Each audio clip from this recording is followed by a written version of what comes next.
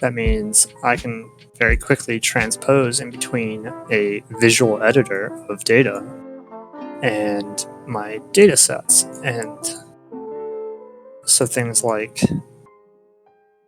I can fix convoys and shit, and I can do wild things like I can give convoys more diverse or like more interesting routes, or I can just adjust them on the fly in a map and then export it back into my database, and my database just automatically updates all the spawners, and boom, shuck a day, we have a fucking new and improved data set in UB, just like that.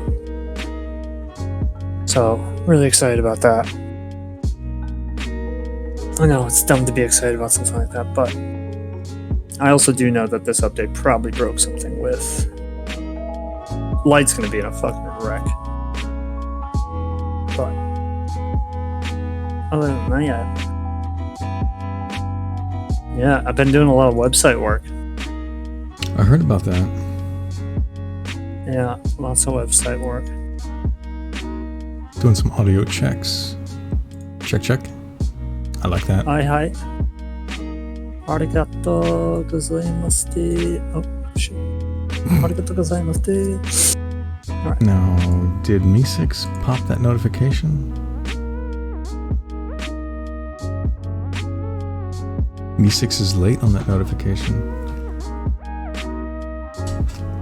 I'll pop over to the Uboat.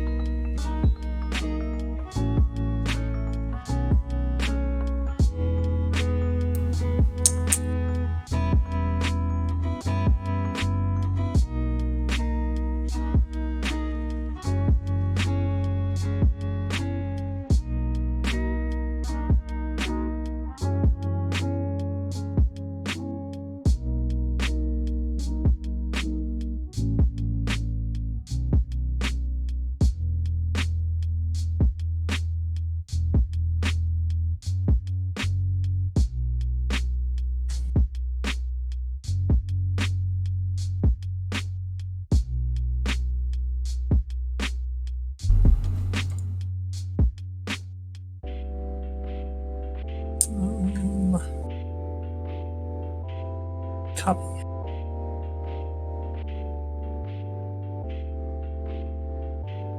Oh, worked beautifully.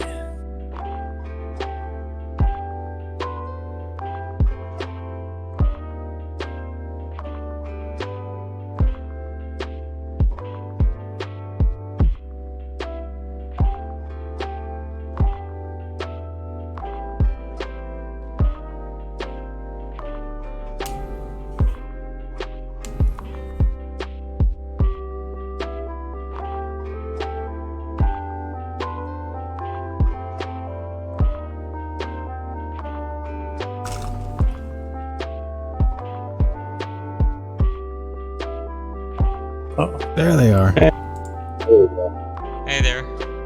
Hey! Who's what's it? Oh, guys. Big breath! A long time no see, man. I think this is the first time I've heard your voice. Done this before. Well, then it's been too long. Yes, I know.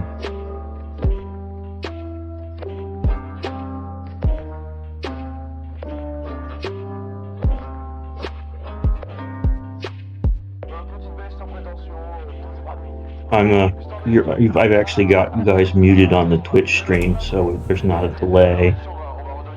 because I know there's a pretty significant delay between Twitch and physical reality. That's a good idea, actually.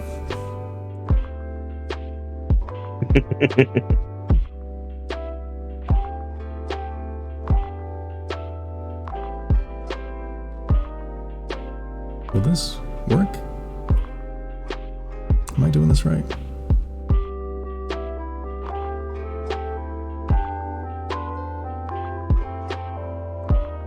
What are you trying to do? No. That's what I want. How's the new computer working out for you? Oh my god, I love it. So much better than the old stuff, huh? Yes. So my PC has finally achieved Ship of Theseus status. Nothing in it is original anymore. Nice. I remember when the computer I have now was my first gaming computer. So I went from literally 2 gigs of video RAM to 6 overnight. And, 16 gig, it's 8 gigs of RAM to 16 gigs of RAM and a decent processor. And it was just like, oh my god, I can't believe I've been missing this for this long.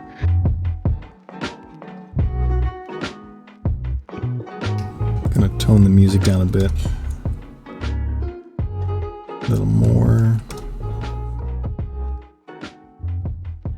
Maybe a little more.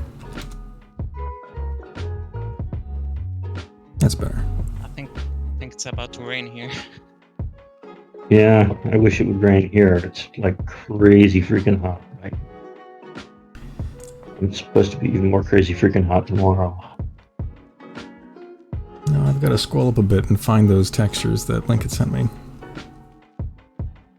Well, you guys adding textures and stuff into the ships. Oh no, we need textures. We need so many textures. Have you gotten them not to fly? I've gotten them to fly, yeah. Yeah, have you gotten them not to fly yet? Because I know that was part of the overall issue. Yeah, they're still a little wonky. So I guess the question is, what's the difference between your stuff and their stuff? I mean, at face value, I can't see anything, but I'm the only one looking at it, so it's like I could be looking over the most basic thing in the world. Right. And it's not, they haven't like proprietary code locked it or something is the question. Not that I can see, no. I would laugh to find out that there was some stupid little, like, exactly that, right? Because there are other things that are that, right? Right. Yeah, it wouldn't totally surprise me because I know they've made the game to be modded, so it makes sense that the assets like that are unlocked. However, I think that's going to be that's probably something that needs to be looked into a little more.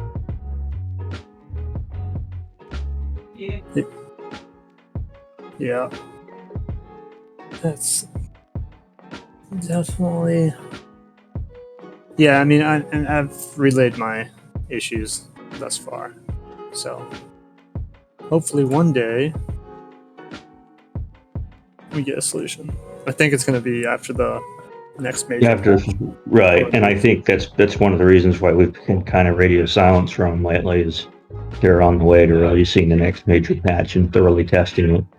But exactly. Patty and I just were talking about that. So, what do you think about the decision to no longer offer a testing branch? I don't know about that yet. I think that's probably not the world's most fantastic idea. However, if they have a way of doing it that works the same, or a way that they can get the same sort of information, it will probably be work just as well. And the problem, I think, with the testing branch is you have so many people that are testing it and everybody goes, oh, immediately it's broken because something doesn't work correctly. And you get no further information other than the fact that, oh, it's broken and it doesn't work correctly. There's probably a ton of people that do that. I mean, I see this at my office all the time. It's just people that don't know what the hell they're talking about, talk out their ass. and you have the problem of what's the good data and what's the bad data. Yep. So I strongly suspect there's a lot Doesn't of change that. much, does it? So, like, for example, technically every new update is the testing branch. If you can like revert to the previous version, doesn't it count? Right. And as it's still an EA game, it's technically he's right. I mean, it is still, you know.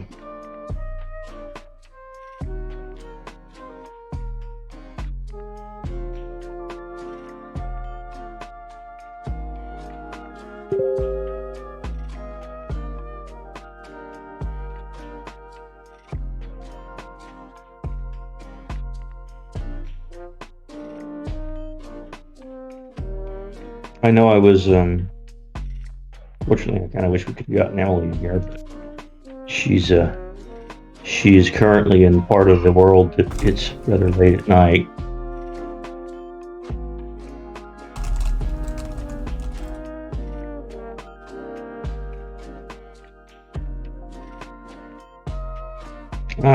New person that I haven't What's met up? yet. Hello, I am one of the keepers of the sacred texts and one of the magic church nines around here, so. Sacred texts. I want sacred text. The Jane ships of the World War II. Oh yeah, that one. Which is kind of interesting because it was made in 1946, shortly after the war, so some of the details may or may not be correct. And some of the details may be pure propaganda, too. Let's see.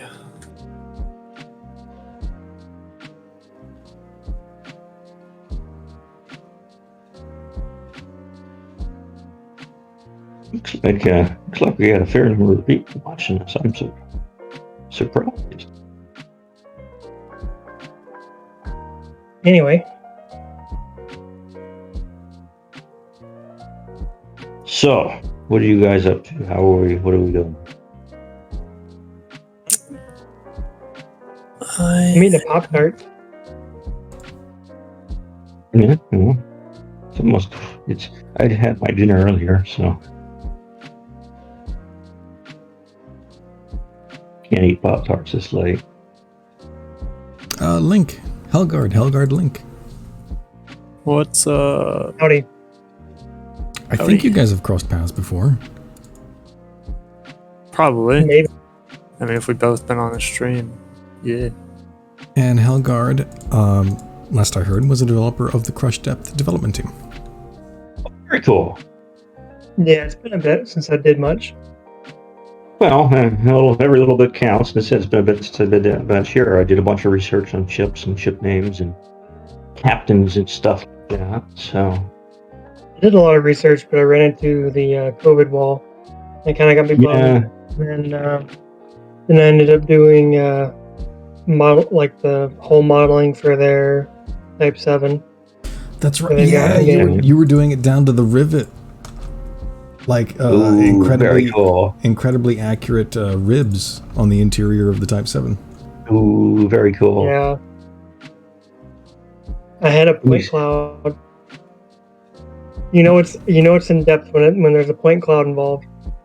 When you get to when you start rivet counting, unfortunately, I've discovered that there's a lot of stuff out there that provides you with different information. And what I found is it's not because people didn't know the information. It's because they were variants within variants. I mean, cells within cells. Cells within cells. Right. So yeah, shipyard variant difference. You know, there's a lot of actual construction techniques here. One shipyard put the bolt here. I mean, it depended on the shipyard. It depended on the time frame of the war. It depends on the guy with the drill, actually. Right, the guy with the drill, exactly. A lot of the work that they did was so. It's what they call inherited knowledge. It's something that they don't actually write down in any specs. And you end up. That's why the U.S. continues to build carriers. It's not because we Right. need 12 carriers. It's that if you stop building carriers, then you lose that Yes. generational, that tribal knowledge that goes with it. And if you Exactly. end up in a lot of the U-boat building, what you're actually doing is, the guy might know, okay, well, every 75 millimeters, we need a hole for a rivet. If it's a little bit more or a little bit less, it doesn't really matter. And you give a guy a drill, and he goes through all the frame members and he drills the holes as they're laying in the yard. Then as soon as you get the frame members up, and you go to put the sheets of metal on the outside of the hole where they go, in the overlapping framework, the only specs that they actually had were their variants for how to overlap the sheets. After that, it's match drilling. You just lay the Right. sheet up there, have a guy holding it in place, and then another guy drills a hole, you pop a rivet in it, and then you start hammering the sheet flat to the hole. Then as the holes get closer, you drill a hole, put a rivet in, go to the next hole, drill a hole, put the rivet in, keep going. And that varied. It wasn't like machines. It was all done by hand. Exactly. I went to aircraft repair school, so I totally understand this, and that was something we found I found a lot in airplanes. We could have two planes of the same type and same year even, and they were totally different. Well, and that's where the concept of interchangeable parts kind of takes a back seat. Yeah. Because intrinsically the holes are identical, but detail-wise they're not. And it's the same thing with aircraft. The thing that was one of the things that always drove us up the wall. So, especially after repairs. Yep. Once you repair something, it's totally different. Yep. And that was one of our biggest issues, because our oldest plane, our big jetliner we had out there was vintage 1968, and had been repaired so many times from its 1968 version that a lot of times the 1968 manuals that told you where stuff were totally inaccurate. And so what U-boat have you based your version on, your Type 7 off of? No, they're working off Type 7C. We have drawings that are from the Bundeswehr archive. Okay. And it's basically at the point that we were at, it's whatever we can get hold of. Type 7C was ubiquitous. Right. So there was no reason not to do that. They're close enough to each other that you can kind of fudge it. Yeah, well, the Type 7C was the primary attack boat. The A and the B were slightly different variants, but the C was the better one, and it had the better diving capabilities. And the ones you always see is the C, of course. Right. But you've gotten to the point where you guys haven't found the plans to be totally wonky from one version to the next. We have. We have lots of different plans for the same thing, and they can be completely different. Wow. In fact, the plans that we used were plans that were redrawn in the 80s from originals, but they're redrawn in German from German. So we hope that they're like really accurate. Right. Yeah. Well, if they're German, they're probably fairly accurate, because the Germans are like that. But you end up with this, it's a copy of a copy, and you wonder if the principle of degradation comes into play. Like if you clone a clone. And right. Exactly. And how much got lost in translation and everything else. Yeah. So there do exist original plans somewhere, but they're in such horrible condition. Right. That yes. Actually handling them even to take a picture is like trying to convince the United States to pull out the Declaration of Independence so you can fondle it. Isn't there surviving Type 7C around somewhere? Yeah, U-90 995, but it's, if I recall, the problem with it is that it was. I'm aware that it was rebuilt a little bit. Yeah, it was messed with after the war. But some things are universal, like the dimensions of the ribs or the dimensions of certain parts. Right, but that would require cutting it to pieces. Yeah, you just have to take it apart There's whenever you get. 9 pieces that they're actually going to try and weld back together. At least that's what we've been told.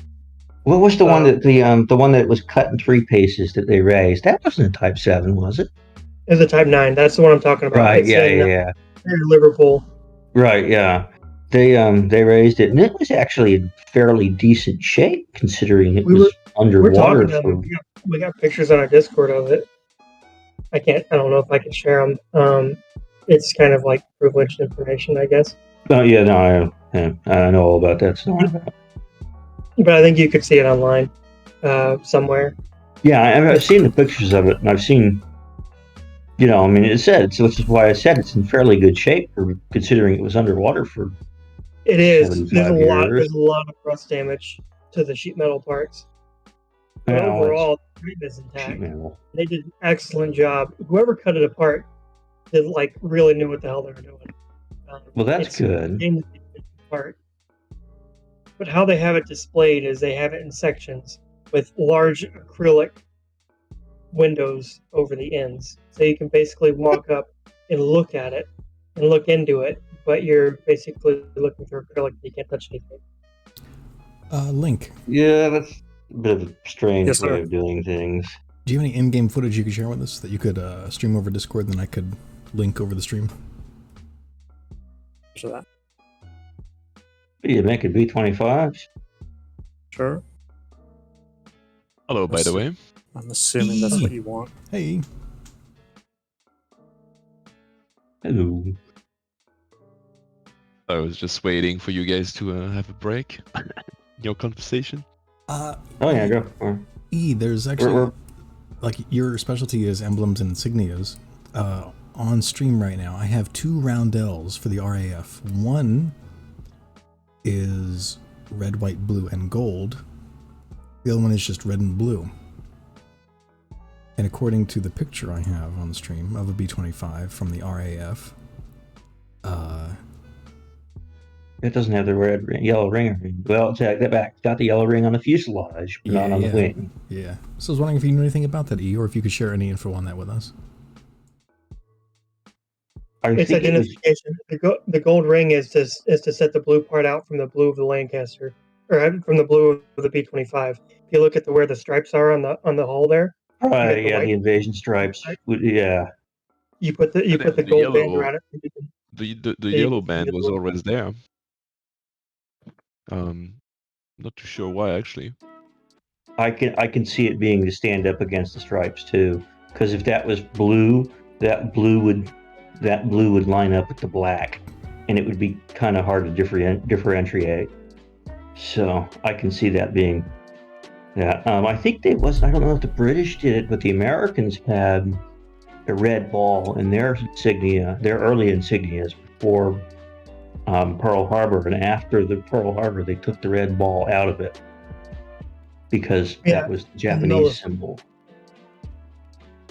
There's a red ball. If you look at original British livery from the Battle of Britain in the 1940, they already had the yellow thing, so it was not necessarily a contrast thing compared to the background color of the planes. If my memory serves correctly, they had the yellow band on the fuselage, and then they had a tricolor roundel at the bottom on the wing, and a bicolor one on top. And yeah, I could see that being a visibility thing. Probably. It could also be that to identify the silhouette better, right. what side of the plane you're looking at. Right. Yeah. Like you said, the ones with the tricolors on the bottom, and then the fuselage has the gold, and then the bicolor is what's on the top. And as in the picture on the stream right now. And it could be when you're looking down from above. They usually painted their bottom of their planes white. For the match against the clouds in the sky. The match against the clouds, right. The top of the planes would be blue for primarily naval-oriented planes. Blue or camouflage or wherever they were. Or silver for fighters. which Right. I guess helped because it like glared off of it. I've never made it seen harder to look at them. the British liked camouflage a lot more than the Americans did. The Americans were producing so many we were producing so many airplanes at the end of we didn't have time to paint them. So a lot Yeah. of them were chipped in bare metal. Well, and by the time the Americans were thoroughly in the war, they really didn't have to worry too much about having their planes shot at on the ground. Yeah, right. During the Battle of Exactly. Britain, it was a big deal, and in North Africa, Exactly. We were by that point. because they didn't have enough aircraft to keep a bunch in the air all the time. Exactly. That is a Pacific version, or well, no, that is a. Let's see. I think that is a. No, it's not an H model.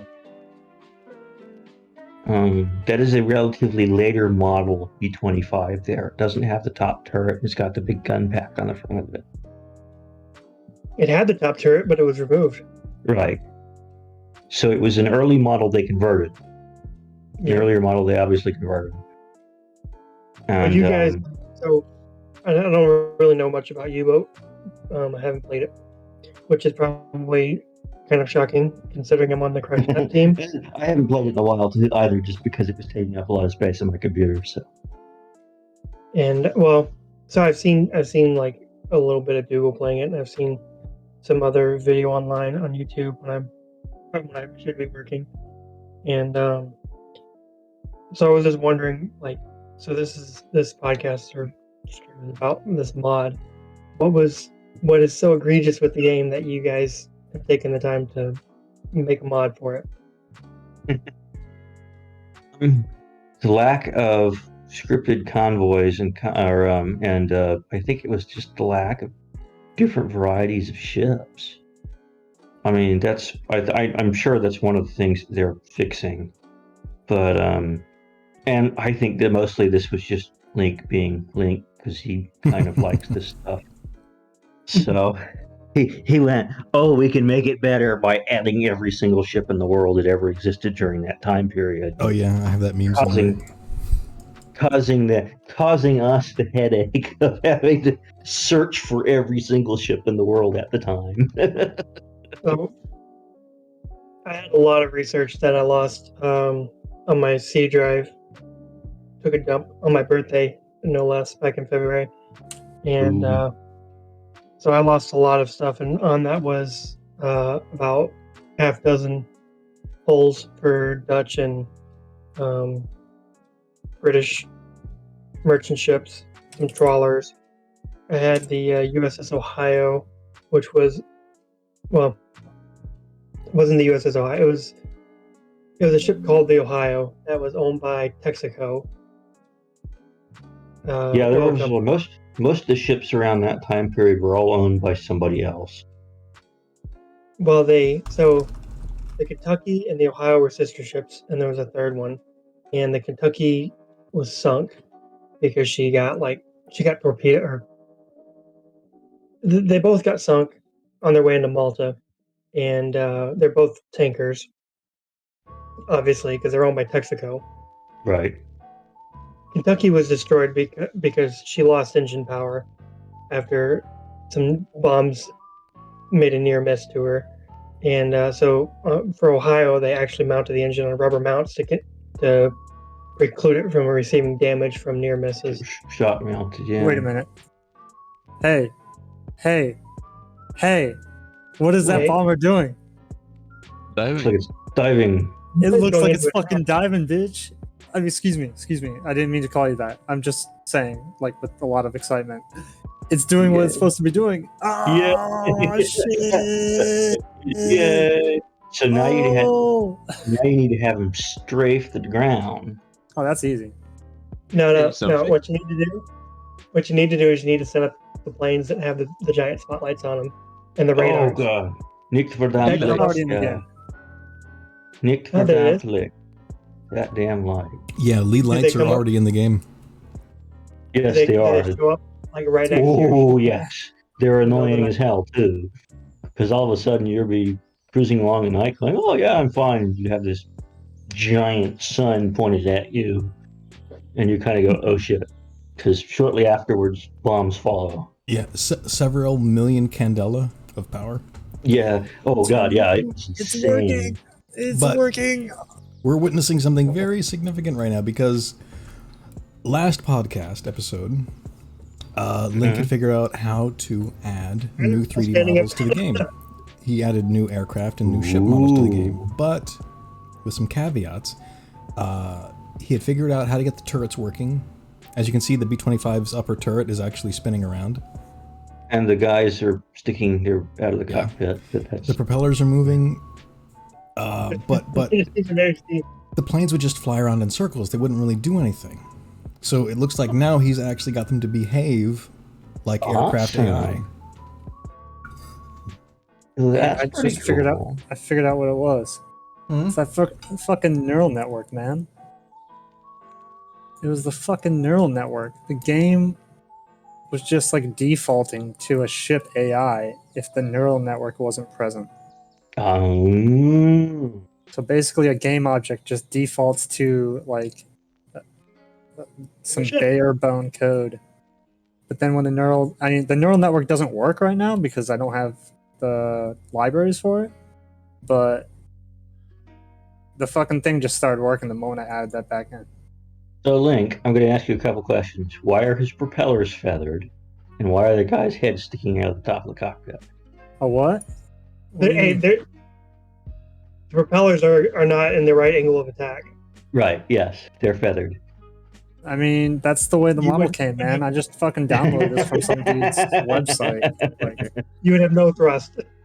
Yeah, no, your propellers would be just totally useless at that angle. your And I propellers like are to totally see- useless. I like to think that the pilots are trying to get a star fixed. Yeah, That right. actually had to be done. Oh Surprisingly. yeah, I know. Why do you think Oh, they're yeah. one of No, the? no, I'm saying like for the Yeah, game to like- register the AI. Interesting. Yeah, so that was required. And also, I just realized that the drag is ridiculously high. If you notice, the plane is cruising at like 20 knots. Oh, well, I didn't see the speed on there. Is it really? Yeah, it's cruising. It's That's cruising at funny. like, it's cruising at a ridiculously low speed. He's got that's- like the best flaps. That's why his props are feathered, because he's going so slowly, right? Yeah. Is he going to attack? Yeah, man, that's the thing, man. He's attacking. I don't know what he's gonna drop. Like, I don't even know what I put on him. I think I put like got, like, bombs and He's got like a 220 knot headwind. dude, I He's can't believe attacking it's, at 20 knots. It's actually You're right, a yeah. destroyer. They could run faster than the plane's going. but yeah. So, But hey, man, that seems to be a hell of a step in the right direction. yeah, I gotta. I mean, I don't. I'm surprised it's working. I was like really not expecting this to even do anything Why right is- now. Why isn't he opening up with the ball turret on top? Or the gun pack. Yeah, no, he doesn't have a gun pack. It should have a gun pack on It's like a fucking He's got helicopter nose right now. cannons. He's got nose too. cannons. Does it even have Yeah. a bomb to drop? No, it doesn't even have a bomb to drop. It's just gonna fly. Does it have a over. Bombay? Bombay does that have a opens up Bombay. even? No, it does have a bomb bay. It just He's just there's gonna no drop animated flares. tie. You can very see easily or slowly he is now. Yeah. He just got a little long there, isn't he?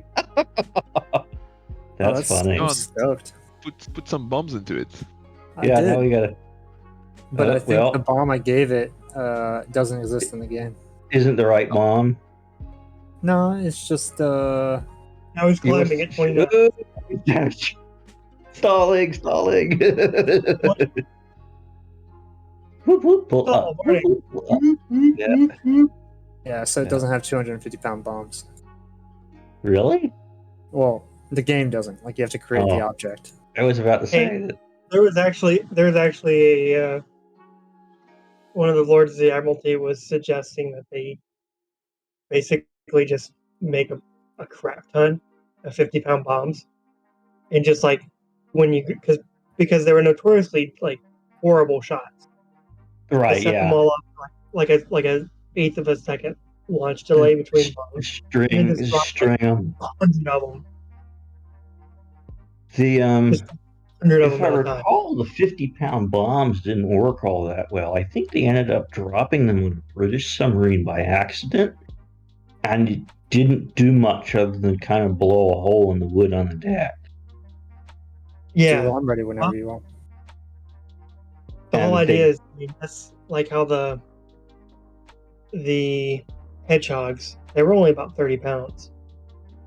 The actual devastating part was the fact that the overpressure and the slight dent it would leave in the hole. Right, especially underwater. Yeah, would just was a catastrophic failure. Right. But no, the 30-pound bombs on the surface didn't work very well at all. And if I recall, they actually did something. Most of them kind of like bounced off even. And if they blew up, they just kind of made a nice little dent in it, and that was about it. Yeah. P-51, there you go. So now he needs to do a gun run on. More DECA. Yeah.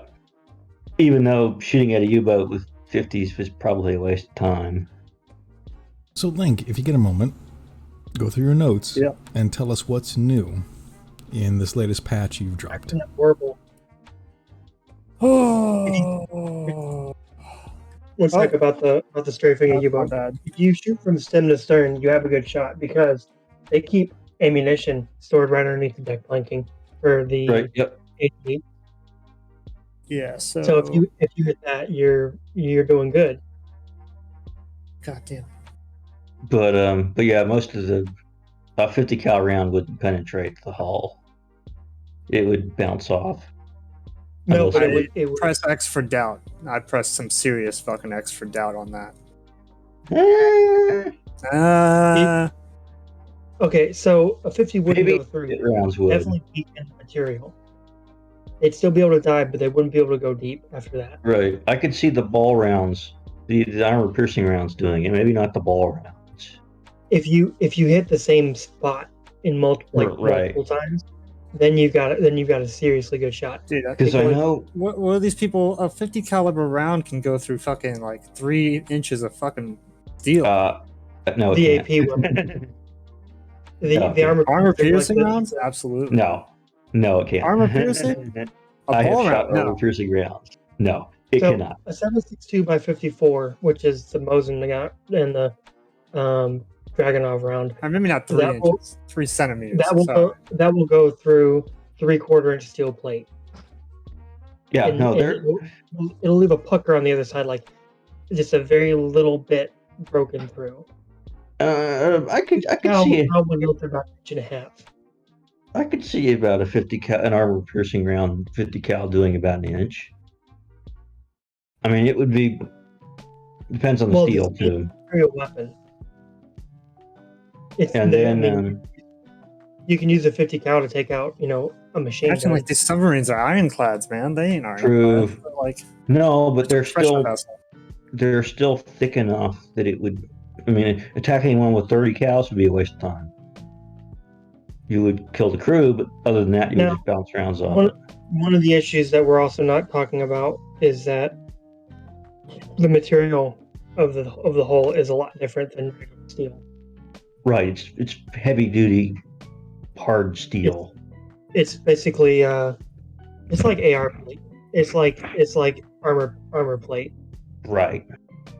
But not for deflecting bullets. It has to be that way in order to withstand the pressure and not be. It's a thickness thing.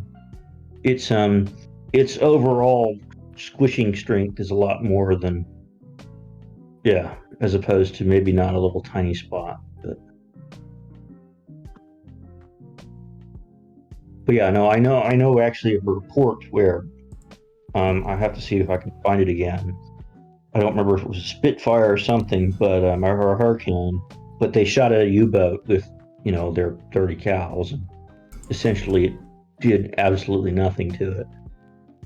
Well, the other thing that we're also not talking about is that everything above the saddle tanks is nothing. So right. Yeah, and most of that's fairly thin steel. Exactly. Yeah, there's nothing behind it but ribbing. And in the later part of the war, I think they had splinter plating around the top of the conning tower, but I don't really know how deflective that stuff was. I think it was more of a splinter protection really than anything else. Right. Well, what I'm getting at is that the actual hull is a cylinder that's actually slightly under the water. Right. Yeah. The pressure hull. Yeah. Yeah. Yeah. Under the water, the pressure hull. You're not gonna. You can shoot it. You can shoot at the top of the sub all you want, but until you make a hole big enough, and you're just gonna keep tinging around because the angle is. It's also got to go through layer sheet metal, wood, and the pressure hull. Any steel framing that holds up the deck and the wood. Holds up the deck, right? Yeah. So there's a lot of stuff in the way essentially before the bullet actually goes through the actual hull. And you might make the saddle tanks, less efficient, but yeah, their whole point of them is to hold water. They might go. Right. They might be able to go. They end up with what the fuel floats on them in there anyway, which is the whole point of them. So you're really in the end, other than creating maybe an oil slick, you haven't done much. Yeah, because the saddle tanks have to be full, but you can surface with full saddle tanks. So if they got holes in them, it doesn't really matter. They were free flooding too, weren't they? Like a modern ship, with the modern warship, where the fuel floats on top of the water, and as the fuel goes away, more water comes in. Well, the saddle tanks aren't fuel tanks. They wouldn't put fuel in them. Oh, I thought they were fuel as well. No, they kept the fuel inside because then someone shoots a high explode or a. Yeah, right. Yeah, that makes sense. And all of a sudden you're a Roman candle on the surface of the ocean. I don't know about diesel fuel doing that, but yeah, no, I could see the problem. I can see the problem with that. Alrighty, guys. Give me a minute. I'm gonna run to the bathroom here and grab a drink. So I'm gonna shut up for a bit because I feel like I've just been talking too much. I had to step away for a second. Did Link explain what's new in the patch? Oh no, they've been talking. I've been sitting quietly. Explain what's new in the patch. Oh, are we already live? Yeah, have been for 30 minutes. I knew that. Anyways. Yeah, so just dropped the next patch for UB, and I mean, it's nothing super duper like out of the ordinary. It's predominantly a lot of fixes to the 0.8 changes. Let's see. Which are? Yeah, so I fixed some issue, or I added capital markers to the game, which basically just for some of the major nations that were on the map, you get markers for the capitals. Are those like inland markers? Yeah. So it's basically like you'll have a marker for Berlin, Paris, London. Hope that didn't cause the problem with my mod again. It did, and I fixed that. So that fix was incorporated into the patch. Can you still in Oslo and scrape up against Blucher? Yeah. We we adjusted some of the food and weight, equipment weight again, just for transfer speed issues.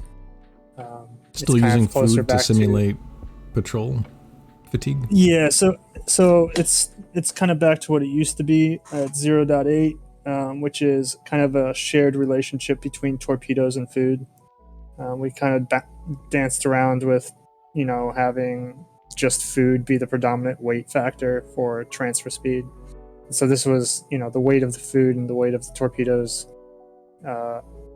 defines how long it takes for you to transfer those over. And as of right now with the game, that's the only way we can really hold the player in port for a longer amount of time to kind of keep them there a more realistic time frame and also keep the game progressing properly.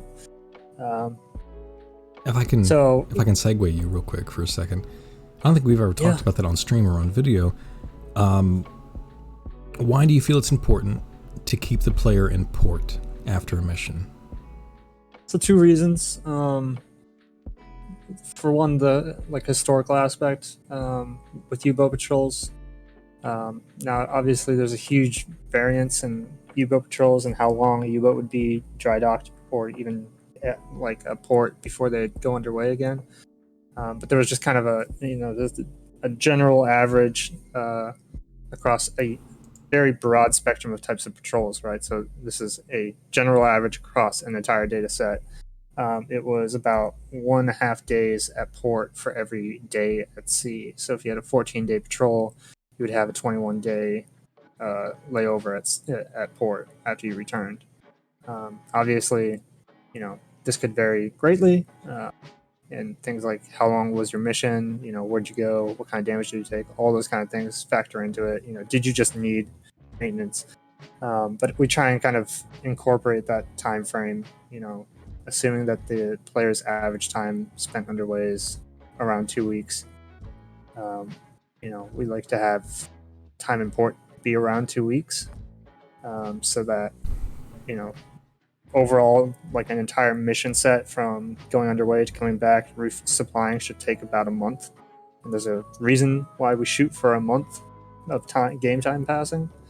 And so the other reason why we do it is because the way the game logic works is all the ship production, equipment production, aircraft production, everything for Germany, for all the other nations. So every nation on the map follows a monthly production cycle.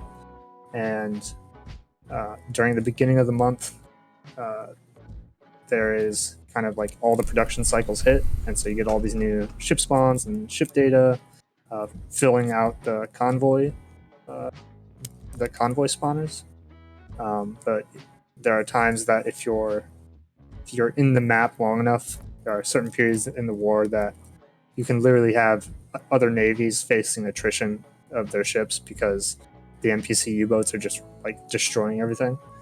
And so not Britain, but maybe let's say France early in 1939 will have its entire navy wiped out like by the late month because all the NPC U-boats are just killing everything. So keeping that 30-day progression cycle in a mission set allows France to get a whole new batch of equipment and keep its spawns fresh. So it kind of helps keep the game rolling smoothly. And if I could segue you again, what do you think about NPC U-boats taking on convoys in the open world? Nowhere near the player. Great. I think it's great. I mean, it allows me to do what I want to do. All right. It's a true sandbox implementation of a game state. Which is interesting, but if a ship falls in the forest and the player isn't around to hear it, doesn't make a sound. Yes, on the leaderboards where you can come back and see which other sub-captains are doing better than you in tonnage sunk. We don't have leaderboards yet, but that is a great idea, and I support that. Yeah, I mean, so like there's things like, I mean, so I don't do this in UBE, but there's the possibility, there's like the very real possibility that you could do this with the player, which is, I mean, today it would be kind of like a half implementation because there's some limitations to what you can do with like research, let's say. Research, normally we think of research as, oh, here's an icon on the map, I click it, I get, after 14 days I get an icon, or I get a piece of equipment, right? Hooray, I got my new conning tower, right? But the game actually goes a little bit further than that.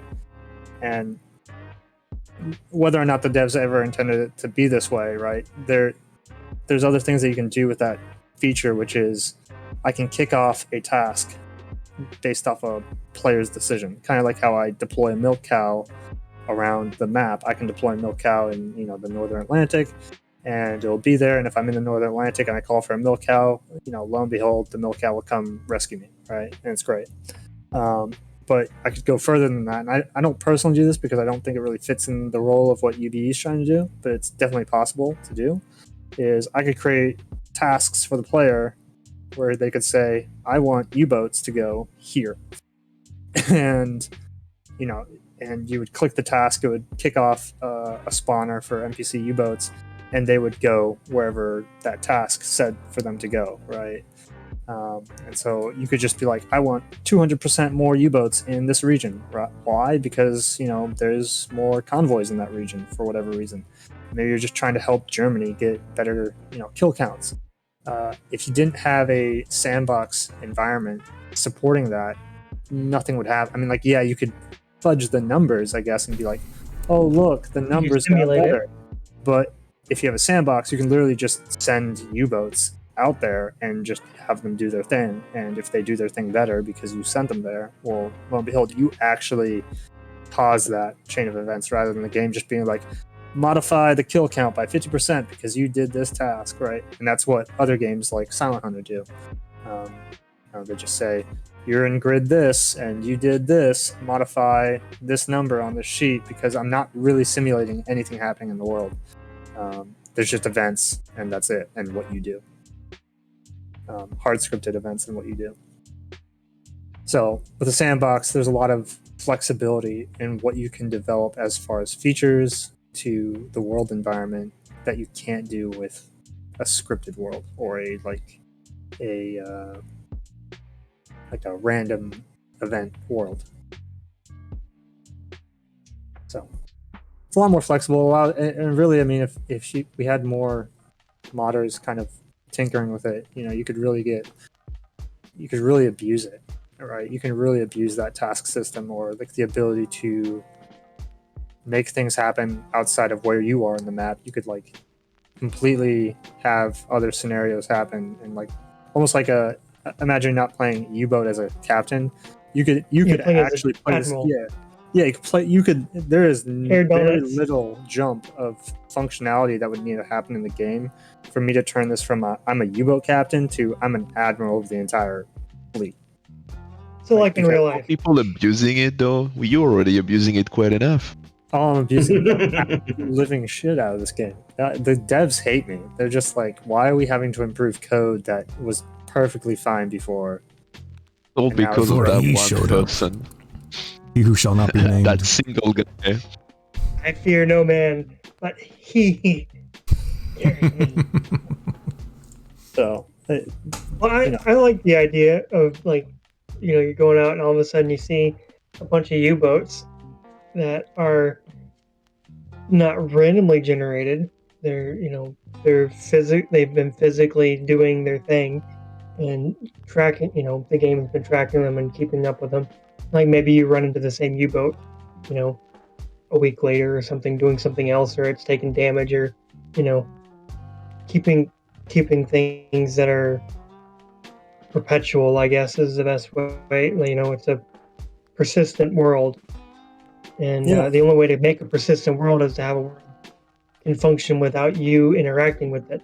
Like, what was that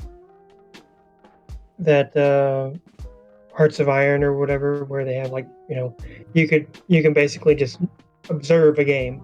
You can start up a game, tinker with people, you know, different nations, and how they're gonna start. But then once you start the game, it's just a simulation. You're not interacting with it. You're just watching it happen. But U-boat's not a simulator, guys. Yeah. but it's simulating the entire war. But it is a game, and a game can be whatever it wants to be for the person. Right. I mean, everything is subjective. And I think that it'd be cool, honestly, because there's some parallels with what we want to do with Crushed Up, honestly. And it's been a while since we've actually had a really solid. I mean, it's been a while since I've been in a meeting, so I can't really say since they've talked about it, but since I've talked about it with them, and it's at the moment, it's more like it really isn't a great game. A layout for how the game is supposed to function.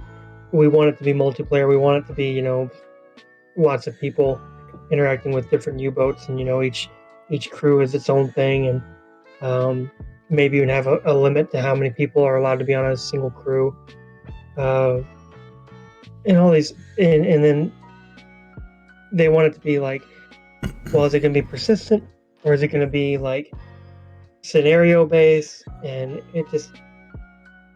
it's hard to keep to talk people into the persistent thing, because from a game designer standpoint, it's pretty difficult to keep all the information together, especially when it's not the computer simulating it, when it's people doing things, and those people doing things has to be remembered by the server, and then the consequences of them doing those things has to be sent to everybody else. Single player So versus multiplayer. I understand. Yeah, and it's even just a co-op, like a co-op scenario based interaction versus a world that's constantly the same, like constantly iterating itself from what happened before that.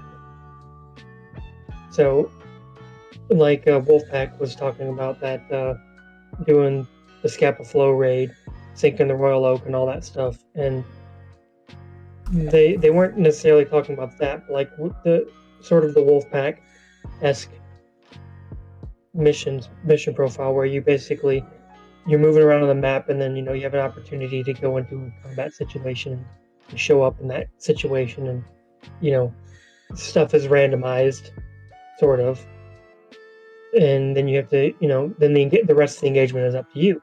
And then when you're done, you go to a screen and you come out of it. And I don't like that. If I like that, I would keep playing Wolfpack. Um, and I love the work that has been done on the boat.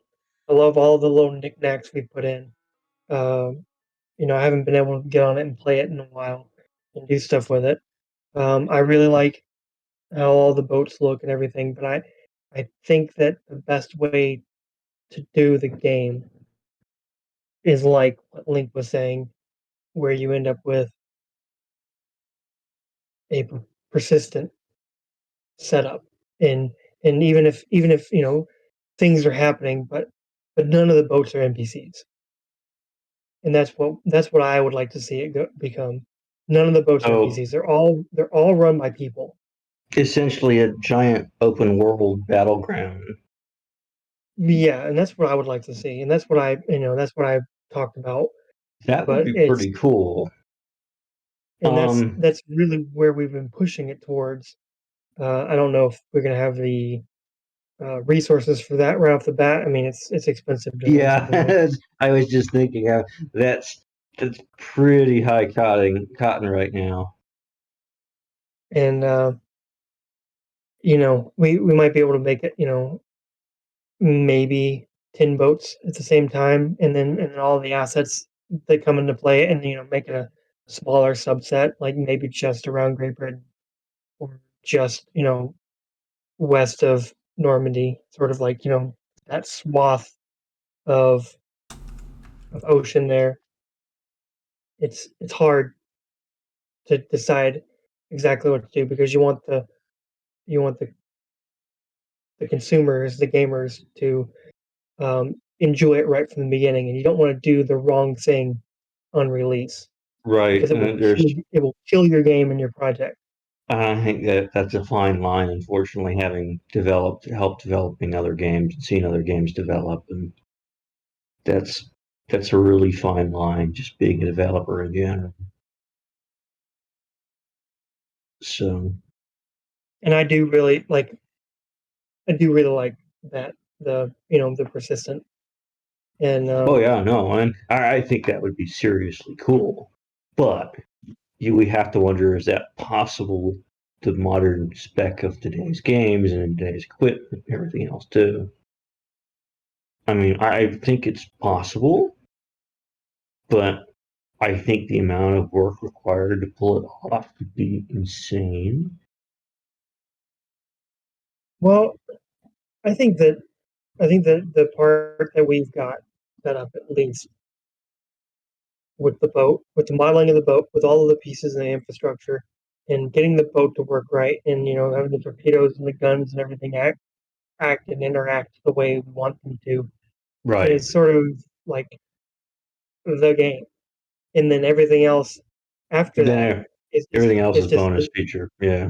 yeah, everything else is just the simulation of what these things can do. It's just target practice at that point, because that's all these games are. I mean, really, U-boat, Right, yeah. from what I've seen, is about managing resources, which is basically just moving ones and zeros around.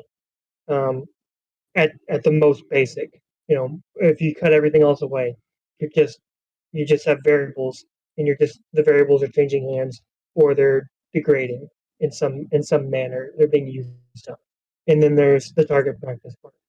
There's where you're taking the boat and you're using it in the manner that it was meant to be used, or not. Right. Some people. I'm sure there's some people who play the game completely ass backwards and enjoy it completely.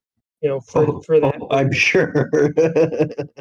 Because there's never, no game has ever come into contact with someone who didn't try to screw with it royally. No game survives contact with the enemy.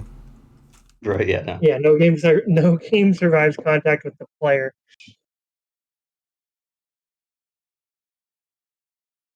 Yeah, really. And That's kind of that's unfortunately any player I've seen, is this. Oh, it doesn't work. Game must be broken. Shit devs. That's the way it goes, unfortunately. I'm wondering if I shouldn't just leave the star underneath the RAF roundel as a kind of little Easter egg that, hey, this used to be a U.S. aircraft before it was sold to the British. Well, then you should make I've seen pictures. The flag pieces stated. I've seen pictures where the other piece is painted over, and it's usually a slightly different shade of green because the star was painted over, and then they put the RAF symbol on top of it. And it's always kind of weird to see because I've seen it. It seems to be a lot more common in production airplanes just because they were usually shipped there. But I mean, it was the RAF symbol, but you could still see the star underneath it because it was slightly shaded differently, or they just painted over it. Yeah, and there's lots of planes that were transferred over, especially the ones that were older makes. Right, the land lease stuff. A lot of I said a lot of it went to the Russians as opposed to the British. But Russians loved all of it. If we hadn't seen the trucks, they would have lost. Yeah, they sent. I mean, we've sent them P-39s. We sent them B-25s. I mean, the British gave them the Merlin engine. The British gave them the Merlins. Yeah, I mean, which they turned into the McCullion or whatever it was. I don't remember what it's called. Yeah, they put it in the Enax. But yeah, I mean, it was. I got a question for you, history buffs. Before I get too deep into this livery, is this picture I have in the upper left corner, is this a Atlantic Theater B-25? I would say it's probably more. If it's British, it has to be because they did deploy to they had it in the Pacific, but they were all reliveried for Australia. But it has the overload stripes. The overload stripes, right? The invasion stripes. I was just thinking though, because of the gun pack. That gun pack wasn't seen a whole lot in the European theater, as opposed to the Pacific. It was much more designed for strafing ships. Is this like a plane that was repainted in modern days to match the overload livery? Something like maybe that? It was right. Dougal, do you have a the source of this picture? No, this was provided to me by. This was provided to me by Link. I've seen that plane before, actually. Because it could be repainted to something. That's not the actual. Right, which is why I said the gun pack kind of threw me off, because usually that wasn't something that was seen in the Atlantic quite as much because of it just wasn't used.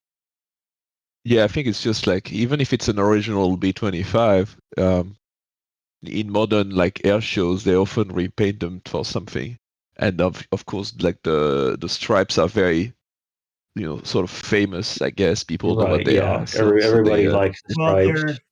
Well, if you'd There's like to also chip the fact in, that it might be privately owned. help me make this livery period appropriate because we're going for a British B-25 that's going to be patrolling the English Channel, I assume.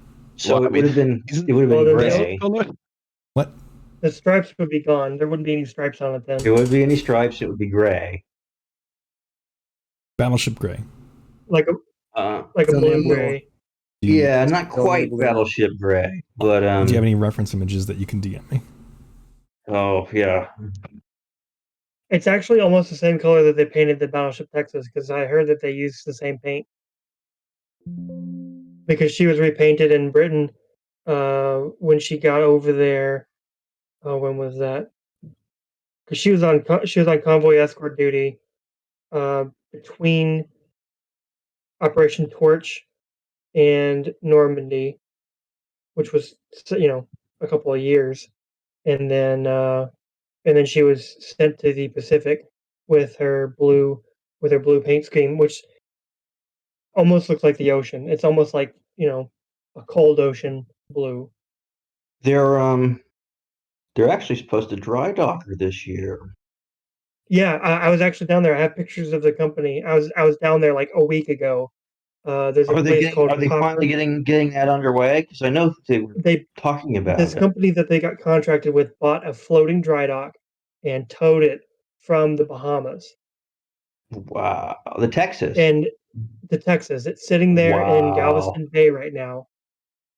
So she is going to be brought brought into a floating dry dock like she would have been in the 40s, and very she's going to cool. be let me see if I got pictures of the dry dock, not the dry dock.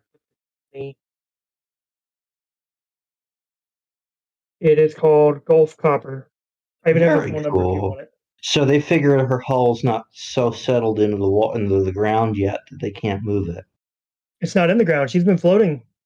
Okay, because I know for a She's been while float. there was concern that the hull had settled on the mud and they No, that's couldn't. Alabama. That's the Alabama. Okay, but back to the Okay, livery. Do y'all have any all right, references yeah, that you can yeah. DM me? No, we're getting there. Sorry, the Texas has been something been following for a while. Um, I'll send to you, Mac. I've been going to the Texas since I was like a little bitty kid. Like I got pictures of like me as a 3-year-old on the 5-inch gun mounts. So these were there were a couple different versions of it. I mean, they were camouflage. There was just this gray kind of color. Ooh, I found another gray one, but it still has the stripes. Yeah, there's one on there that I sent you that's got the invasion stripes on it as well, and the funny roundels with the yellow stuff and everything else. Oh, that's pretty. You know, But I was told that the invasion stripes became a thing after the war for all of the people to paint their private it aircraft was because a lot of these is because the yeah, camouflage worked so good that you were actually a danger in the sky if you didn't have those. Like you were like if you were flying your B-25 even just over water, you know, people wouldn't see you. That was the point. right. You were a hazard to other people in the air if you didn't have something to break up I'll have the to see if I can find it. I have camouflage. a picture somewhere to see if it's a relatively famous picture of a leopard spotted BF 109. Oh yeah, wasn't that a North Africa one? Yeah,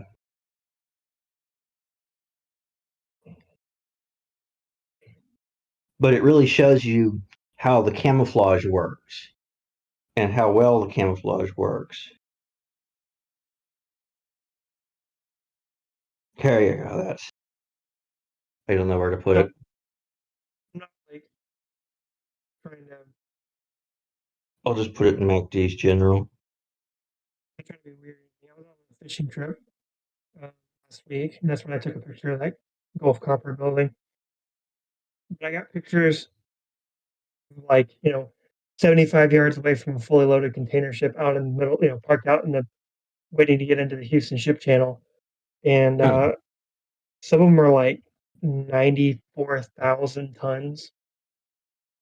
like one ship is literally more than some very successful U-boat captains. Yeah. But there you go, Mac. That's those look to be mostly U.S. stuff. The bottom one's Royal Navy, Royal Air Force Base in Burma. Okay. They had the turret removed, large perspex observation. Can you blow up that picture? I'm not sure if I can blow it up. Blow up that picture you have there at the moment? Because I'm trying to read what the name on the side Oh, of it I is. gotcha. But yeah, it's like a model kit guides would be the best thing because it's flat colored, right? It's not being influenced by external lighting. If I can find one. That's sort of a green gray. Yeah, and I think it kind of depended on what part of the world you were in and what paint you had available. Yeah. But Found a like that's a Pacific B-25 for sure. Yeah. Look, Really? I mean, I can just tell by the. I mean, look, he's even got the Pacific air filters on the top of the engines. Yeah, he does. That's totally. So that plane is not Y'all right. not making this easy on me. That plane is not right. We'll tell you that now. Yeah. That plane was a Pacific Theater airplane because he's got the high humidity intakes on the top of it, the dust intakes. That's a tropical plane if I ever saw one. Yeah. Also, he's got the open hatch.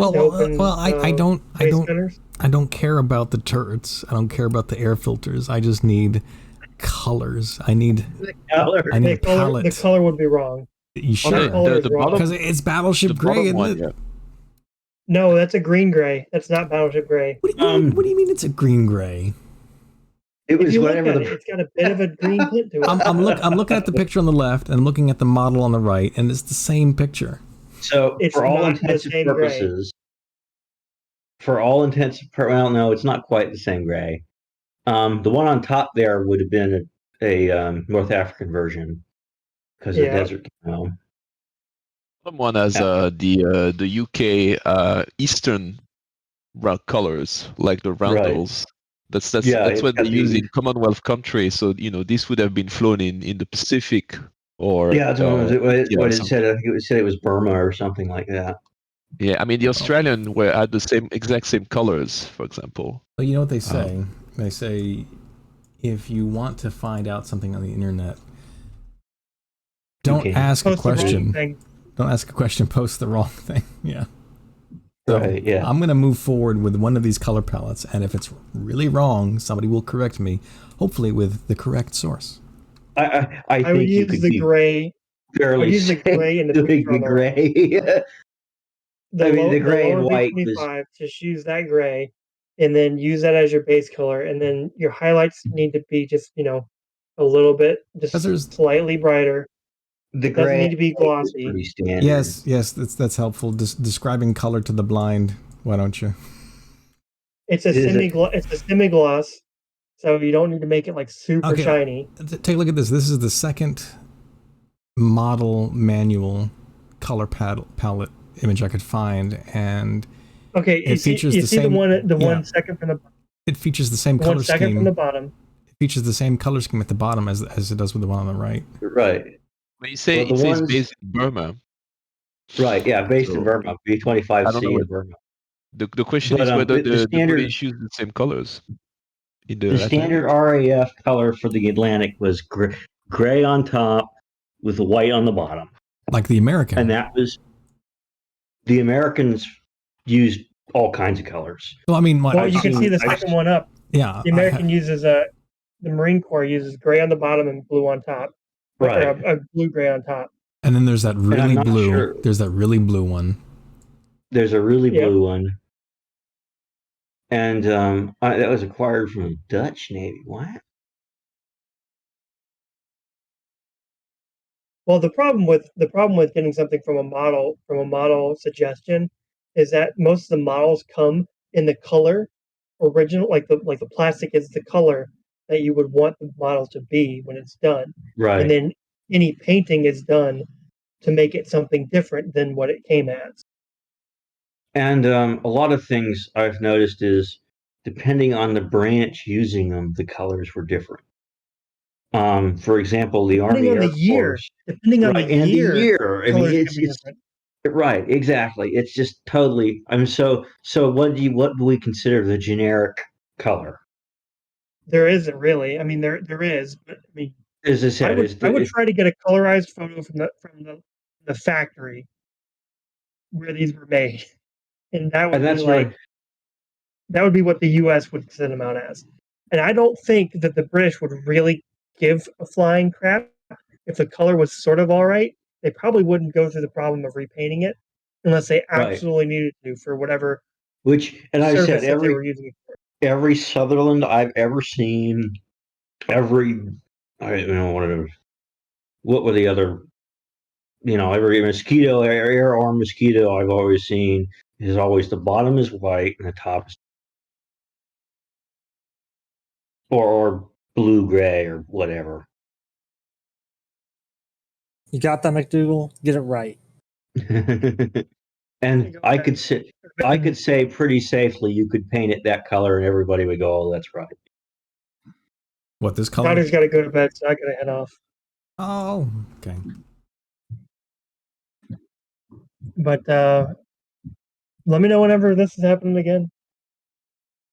Yeah, man. No, I'll come and blow everybody's ears off again. Don't worry, I will bug you frequently. All right. Talk to you later. Hey, brother. Take care, Bye. Elgard. Yeah, 100 degrees here tomorrow.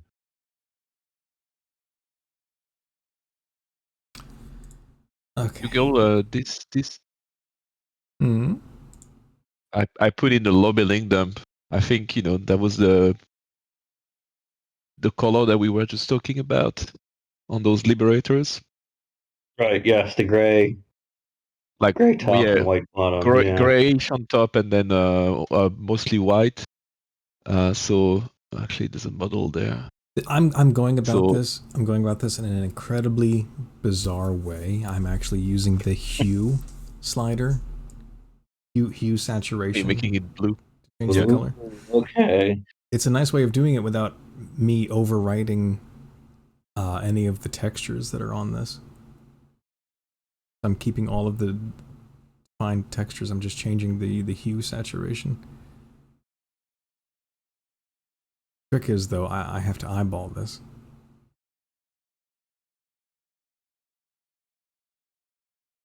That's a bit too green.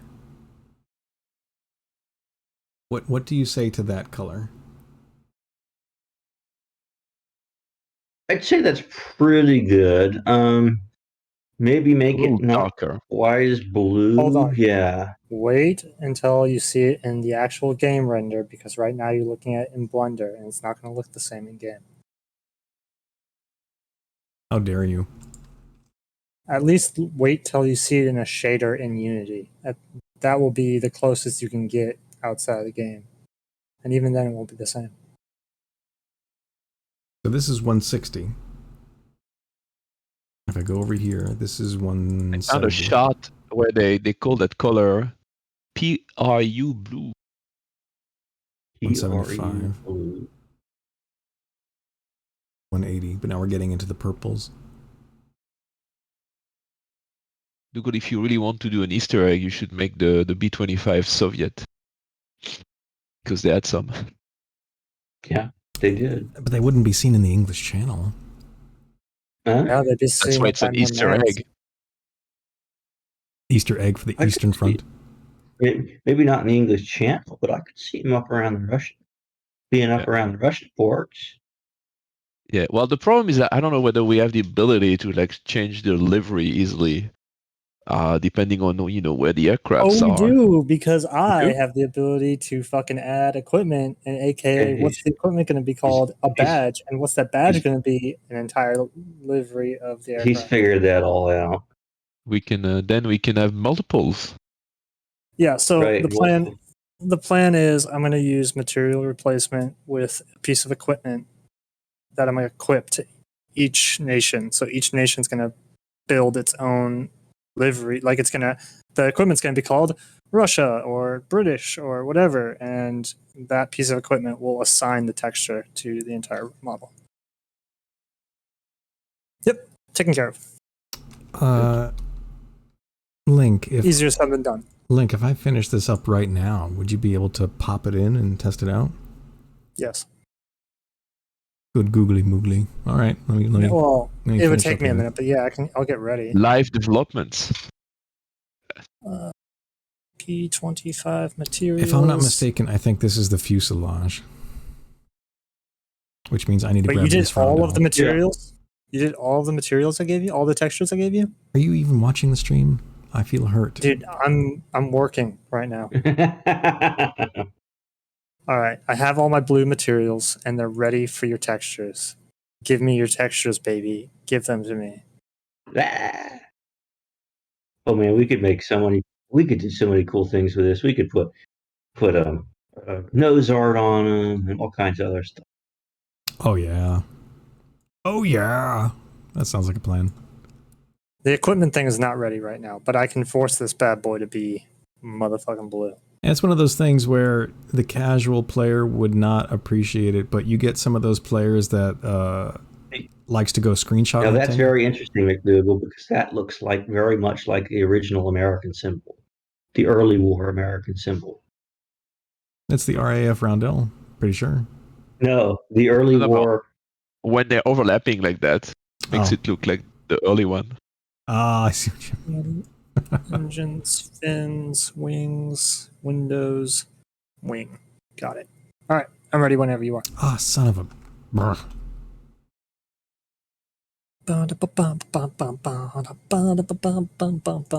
Speaking of, American B-25 that were sold to the British and they didn't repaint them correctly, I just found this picture where you have both the British and some leftover of the American symbol on the wing. American symbols, yeah. That's what I said earlier. I've got pictures of that too, where it's very obviously been painted. I wouldn't mind that. Very obviously been painted over. Like if Link wants to be a real weirdo, early war, he could have the poorly painted liveries, and then later war, they could be replaced by properly painted liveries. No. Dear God, let's just get it to switch the texture in game first. I thought you loved this kind of thing. I thought this was what you lived for. No, I don't live for this. I'm trying, dude. I'm trying like every single day. I thought your aspiration was turning U-Boat Expanded into the next Star Citizen. Do you not see me on the forums? Like I'm like constantly like, hey, do you want to take over my mod? Do you want to take over my mod? Please take over my mod. Take over my mod. Take it. You like U-Boat Expanded? You subscribe to it? Would you like to take over development? Yeah, right. Yeah, bullshit. No thanks. Like I'm like. Oh wow, yeah, that's very obviously painted over. I'm not done. Yeah, they yet. didn't even try. They didn't even try on that one, did they? Not done out yet. that stripe. You gotta fade out that stripe, baby. Make it like someone scratched it off with a fucking wrench. Scratched it off with a wrench. Some private giving a paint scraper saying, yeah, probably exactly what it was. Oh, does my lag 3 work? Oh, does it work today? Oh yeah, my Russian aircraft right here. Hey, boy.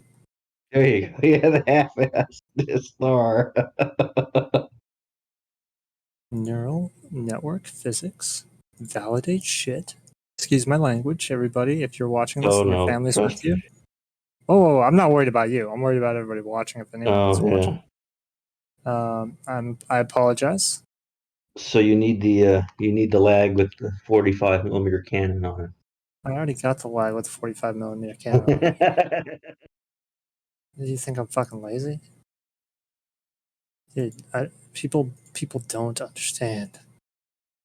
And it's a Brezin BS machine gun with a caliber of 12.7mm. Right. Yeah, that's one of them. If And the it's oh, does 45 it? million. And it has a little cannon in the front, the propeller area, because that looks like a Yeah, cannon that I didn't see.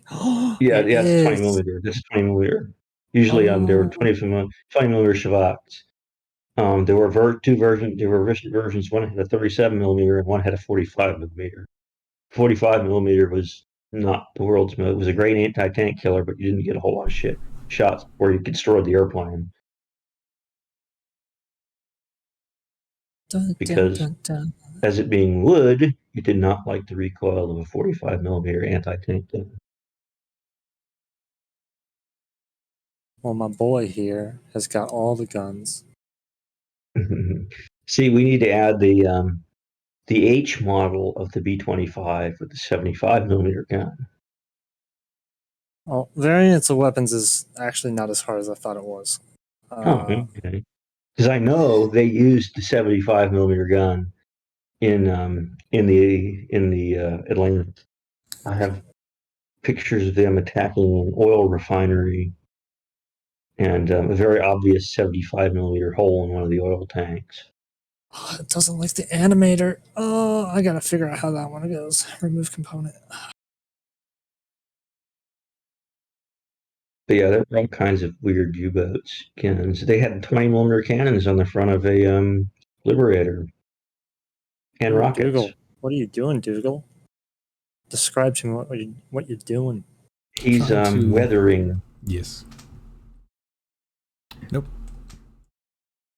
He's making it look lived in. What the flick? Dude, I'm so glad you know what you're doing in that thing because like I've tried a few basic bullshits and I am just a terrible, terrible texture editor. Like I did ship too, friend. textures Me too. because I was like I can do this. I'm just as good as Dougal, and the ships in game already switch out their textures dynamically. They swap them out, and I was like I can make some more, and I was like I'm gonna expand the ship colors and be a weirdo, and I did it, and then I released it to the workshop, and within 15 minutes, someone was like, "Hey, this ship looks like absolute ass. What the fuck is going on with my game?" And I was like, "That's one of mine. I made that." And I was like, "That's UVE. I'm sorry." And so I took it out of my shame. Such shame.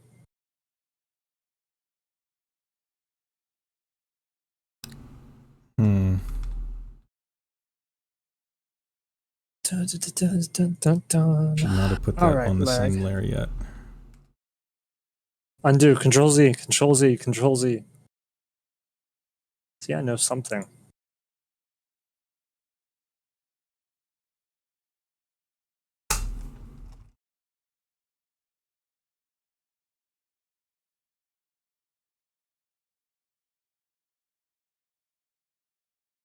All right, validate. Well, don't worry about the weathering too much. Let's just try and get the color in. Like, can you give me what you... it has to be perfect. Okay. Or everybody's gonna be mad. So if you spent all this work making textures and I came back at you and I was like, yo, my boy, it's not going to work, would you be mad? Yes. Okay. So I got to get it to work. Let's just contact the devs and be like, I need this to work. Help me. E. Yes. E. E. What should I help you to do? E. Coding? Yeah, I'm calling your name. Array index exceeds the bounds of the array. Uh-oh. Mm-hmm. What context is this in now? Radio audio or radio messages. Oh, the radio one. Okay, I have breaking to the story UI. Yep, I have to look. I started looking at that one, but it was quite complicated. It is quite. It's the. Well, I think I can. It could be possible to figure it out. After all, we did figure out the task one. Yeah, and so here's the real issue. I'm telling you the exact exception that's happening, but I'm pretty sure the issue is occurring before that. And so like layer of Yeah. events that occurs, if I'm recalling, and you may recall this too, so just jump along with me, was a radio message goes out, and then it at some point hits the story code, the story.cs class. And it's like, story CS class, do we have data for a radio message? And it's like, yes. Or maybe it doesn't say yes, because what it does is the stories class says, oh, a radio message that's in text format that doesn't have audio, that is being emitted from an entity that the player should receive. It's like, I can do that. It does it, and does the story UI and goes through. But then but at some point when you click music, right? When you say, I want to listen to La Rochelle radio, it's like, I need to add a new story event. And at some point in time in that code, it says add new story event.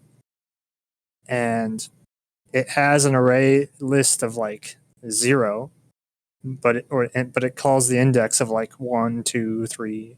And so like the array is empty, and it calls it, and it's like, give me 3. And it's like, 3 doesn't exist, homeboy. Or what's happening is my radio messages are filling in, like, so the story UI has like a list of options, like how many options are going to be shown in that radio UI. Yeah, so like my radio, that looks nice. I like that. Good. But yeah, Interesting. So Space Ghost here just sent me a message. Seems like the most common B25 color for the British stuff was gray-bottomed American ones with the RAF 2 tune applied to it. The turnaround time seems to have been so fast with them that they just really didn't have time to repaint a lot of them. So they had the gray bottoms and the top olive drab and the gray bottoms gray. And that was just purely because they didn't have time. So sometimes they did use the American colors, is what you're telling me. Right. Oh, what's this? That's puke green. There, I'm done. For now, I'm done.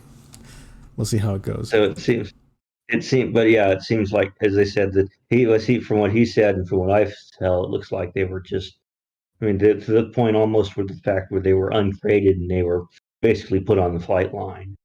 Dougal, it didn't do my thing. As soon as they were fixed, or put together, excuse me. Dougal, it didn't do my aircraft spotted thing. My little redeem points from Twitch. Link? Oh. Yeah. Oh, Space That's Ghost. me. Space Ghost, would you just get into the Grab Me channel so I can pull you into this goddamn voice channel? Link. He says his kids are. Oh. That's me. Yeah. Yeah, he was telling me his kids are still around, so he didn't want to do that. I don't know what to name these files. If I send these files back to you, will you be able to organize them and make sure that they have the proper file names and get them where they're going? And wait, do they have the original file name? Hell, you know what? This is your problem now. Okay. Yeah, that's pretty. Make it somebody else's problem. There you go. This one's getting labeled B25_1. No, that's fine. Just yeah, this is gonna be. I didn't even think of that. Just hurry up. Just give me. I'm working on it. Oh, so do you like how I just eyeballed the color using a goddamn saturation slider? Yeah, that's pretty good, actually. I tried that shit and it turned out pink.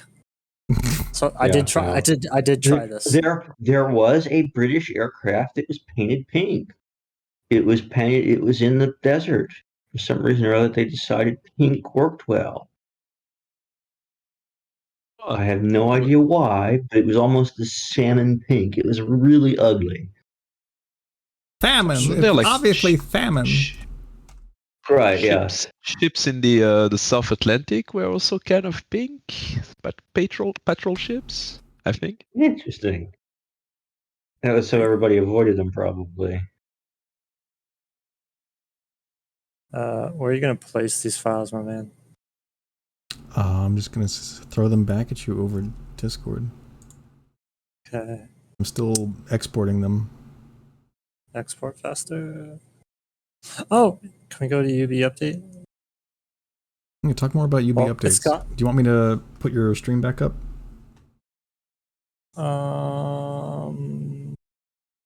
Well, it's too late now because I'm not in the game anymore because I had to close because of Unity. So, fuck me, right? But I'll just talk through it. So, oh yeah, I got captain's images for Allied vessel warships because even though it's not historically accurate that U-boat captain would know who's commanding said like F class over there, right? Player knowledge versus character knowledge. We understand that, or hopefully everybody understands that. Yeah, exactly. And so I added that in because I had a data set that had Allied captains. Thank you, Uboat.net.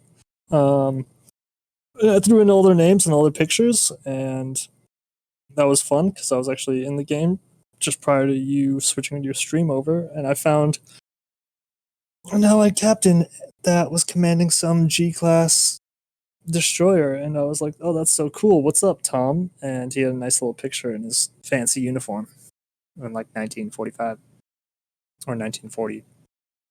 He looked fancy. He looked dapper. He had the like full Royal Navy like outfit going, like little things off his shoulder and all that good jazz. So it's great. It's great. Open original. Now I have to save the fucking image. Excuse my language.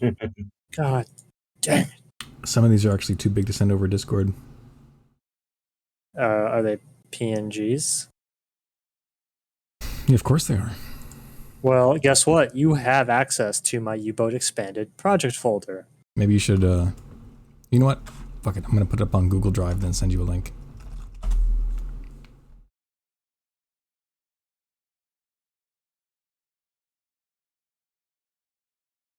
This is what I'm talking about. This is why we don't have any other UB developers.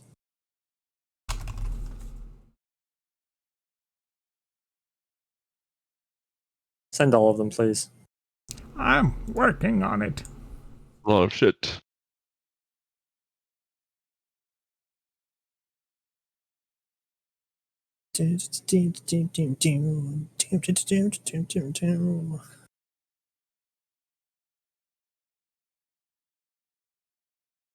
Currently uploading to Google Drive. I have Beast in Black music stuck in my head right now. Also, I'm checking up on chat. Digital is asking if the new update requires a new game. Yes. Yes, of course. That is Always. rule number one when it comes to UBE and pretty much every other mod on this system. Otherwise, it can cause all kinds of hate and discontent with files and other things. Yes. It absolutely requires a new game. Yeah. There you go. Google Drive link. And Grab. Go. Grab I. And don't forget, folks, if you like what we're doing, if you like what we're doing here, folks, come and join us on the Discord. That way we can talk to you more and whatever else you want. So Zipping. Oh god, could this take any longer? Alright. Zip complete. Open the file. I assume everybody currently watching the stream is already from the U-Boat Discord. But if you'd like to join my Discord, I'd appreciate that too. I mean, do it, guys. It's a great idea. Wow, these did get bigger. Holy shit. They're actually bigger than the originals now. How the fuck did that happen? I don't know. Is there a suspected hotfix in the near future? Lol. Or safe to dive in? What? does he wants to know how fast is it going to be? Oh. A hotfix for what? How soon is there going to be a hotfix? Oh, so all right, yeah, that's actually a really good point. So I don't get to test UB as much as I'd like to. My testing basically entails, did the game start and could I load a campaign? Right. And then I'd go check a few other things to make sure that there's not like some really critical bug going on. But I can't test the game through and through, right? Like I just can't. And sadly, a lot of the testing got spent on torpedoes. So I don't think there's any game-breaking bugs right now. Might there be like a balance bug down the road that someone brings up to my attention? Absolutely. Every minor patch like this, usually it's been pretty steady. Gets at least one hotfix. I actually had to redeploy the mod literally after I deployed it because I forgot one file. Those that use U-Boat Expanded should not expect to keep their save files for more than a few weeks. Yeah, right. I mean, I'm not going to do so. Let's just say this: all the hotfixes should be out within the first 7 days of the patch being released. I'm pretty quick on hotfixes. Like, if people start using the mod, running through it, right? Because like no one tests the beta. If people tested the beta, I'd know this stuff before release and we'd be clean, right? But no one does that because people hate me, or I don't know. And so it is really like I have to get the response from the user base, which is a much bigger group of people. 20,000 subscribers. But let's just say if you find in the first 24 hours there's a ton of messages on the forums or the bug reports saying like this thing is broken, you're pretty damn sure that I'm going to be on it within 24 hours and a hotfix will be out as soon as humanly possible. Assuming that's like a very simple change, like I made a typo somewhere. He's pretty good about being on Tusk, guys. So yeah, I don't sleep. No, my wife doesn't know who I am. he's we tell him all the time he needs to take a vacation, but he never listens to us. So yeah, it is. I will absolutely. God, fuck you, Andy.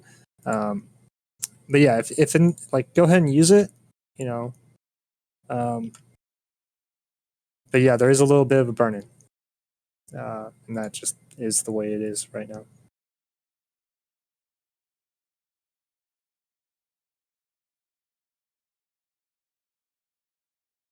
Okay, texture 1. Yay! Space can come in finally. A lot harder to do than I expected. Dougal, my stream's probably still up. I don't know if you're planning on switching back, but already on it. We're looking you play around with the Unity. Unity editor? Is that what this is? Unity editor? Dougal, move Mallow, or he's in here. Ooh. Yeah. There you go. Mallow.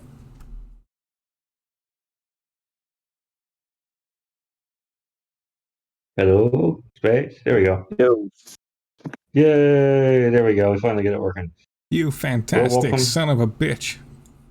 Yes. We miss you, man. Come back. So I've been PMing back and forth here. And I hate to kill the mood, but I can find no evidence for Fleet Air on specific skins. I don't care. Do it anyway. Well, I need something to differentiate them, so it's happening. We're changing history, boys. We're changing history. I looked pretty extensively, but I mean, there's a chance they would have used the navy blue U.S. Air Force style, but I can't even find any evidence of that. Well, tell it to me like this. So, explain to me what the British were using these B-25s for. Almost extensively coastal raids into France. Bombing, yeah. Or almost exclusively. What they were designed to do. So did they use any of them for U-boat hunting, ASW, anti-sub warfare? I mean, I could look down that path, but even then, I don't think the Fleet Air used anything special. By the way, these aren't actually meant to engage the player. They're literally just meant to be there half the time. Yeah, they're placeholders. So They yeah, look pretty. the plan is I'm gonna have flights. All right, flights, squads. Wait, what's up above a squad? Whatever, the thing above a squad. Yeah, No, it's uh, squadron. no, above a squadron. Like when you have a big ass Um, bombing crew, it's called a. Murder. And, yeah, basically. Dangerous. Scary. Yeah. But anyways, the B-25s are not actually supposed to be like, well, I'm going to go attack the player too, right? Good. And funny enough, with that bug I found with the B-25, I might be able to actually have the B-25 just carry on with their day, right? And I'll have all the P-51s and whatever other aircraft, the Spitfires and all that should be like, oh look, a U-boat. Hey boys, we've had a great bombing run today. Bonsai. Oh crap. So- right. Yeah. So you're telling me that you want to put these B-25s into the game for the sole purpose of the player maybe having an instance where 300 B-25s fly Oh my overhead God. on their way to That France. would be so cool. The B-17 or something like that. That would Yeah, be awesome. I don't think I could do 300, but I could definitely get like 50, 100. That would be really cool. You're cruising along through the English Channel and the bombing wave comes over. And just all of a sudden, 50 B-25s are flying overhead, and you're What like, oh, the hell shit. is that? Radio that in, radio that in, radio that in. Yeah. High command, Okay. this is a German U-boat U-96. There's a big wave of bombers coming in. There Yes, are a we know. lot of Thank you, bad guys U-96. We picked them up on radar. Yeah. Oh, There is a lot of bad guys.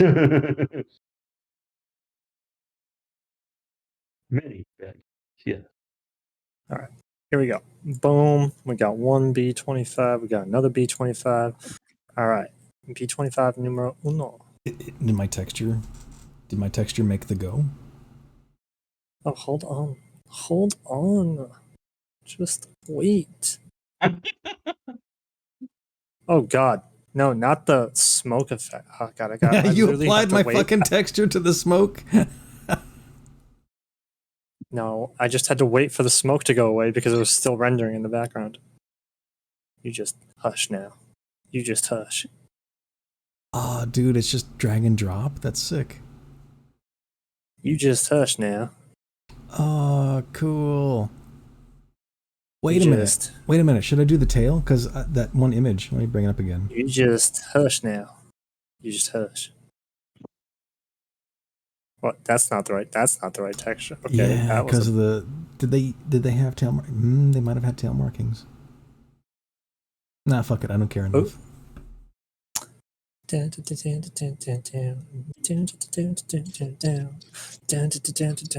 I'm not getting paid to care enough.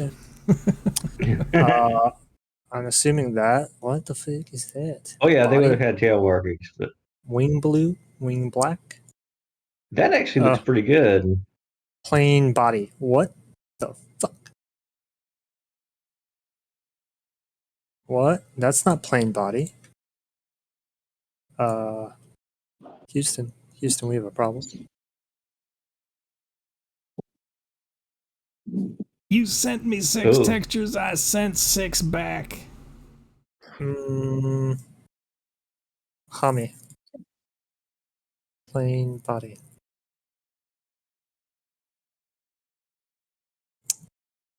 That's not. Wait a minute. Even this one has the weird. Wait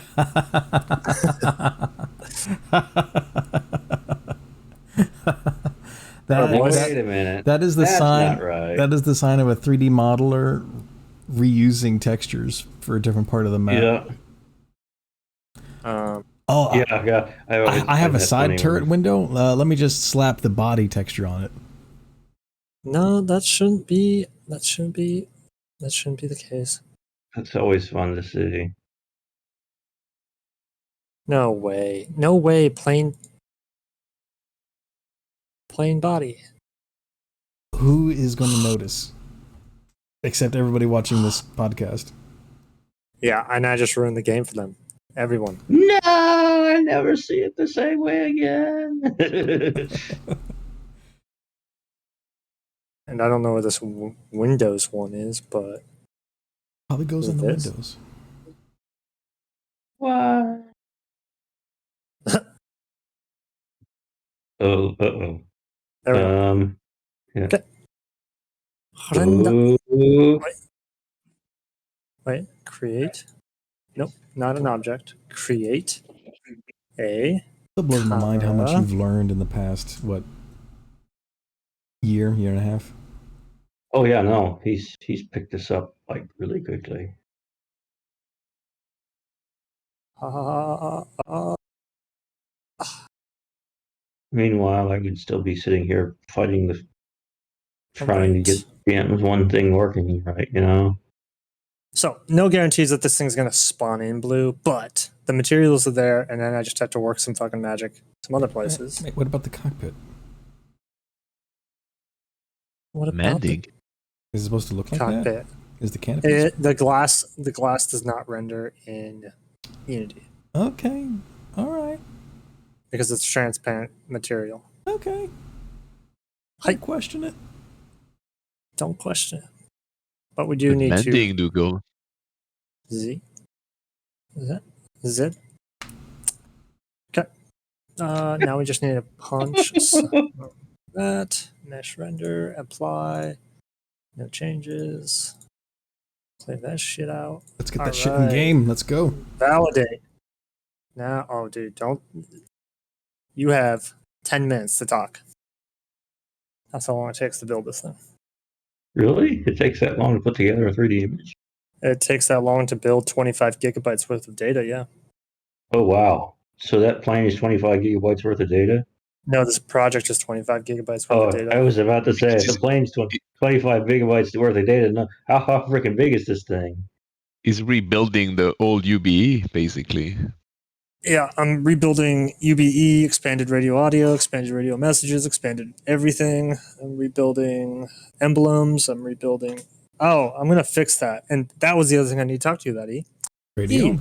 While we're here, no, the compiler, the dev's script to bundle this packages.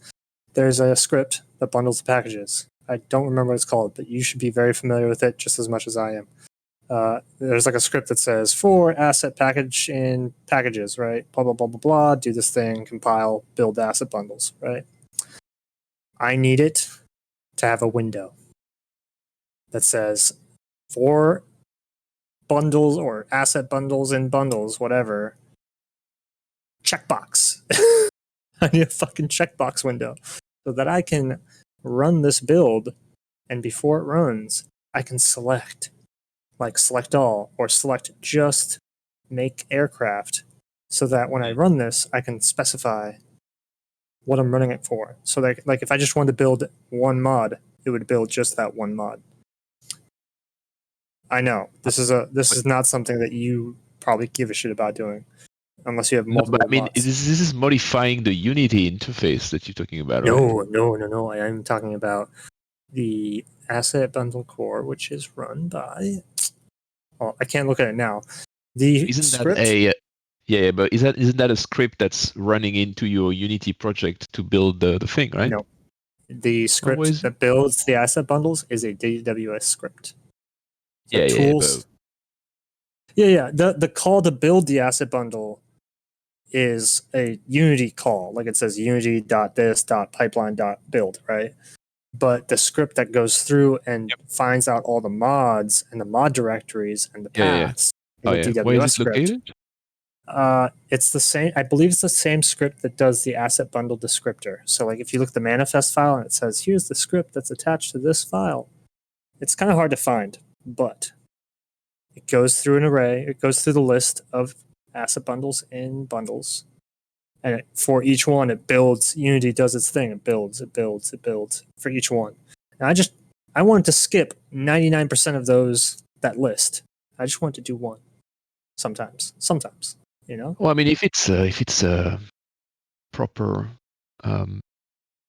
coding that they added as part of their modding package, it can be changed. Yeah. I can show Where is it you. located?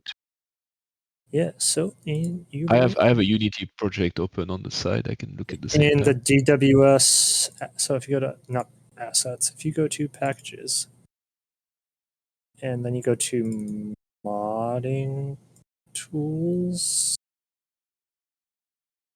No. You Okay. go to Uboat Assemblies? editor assembly. Nope.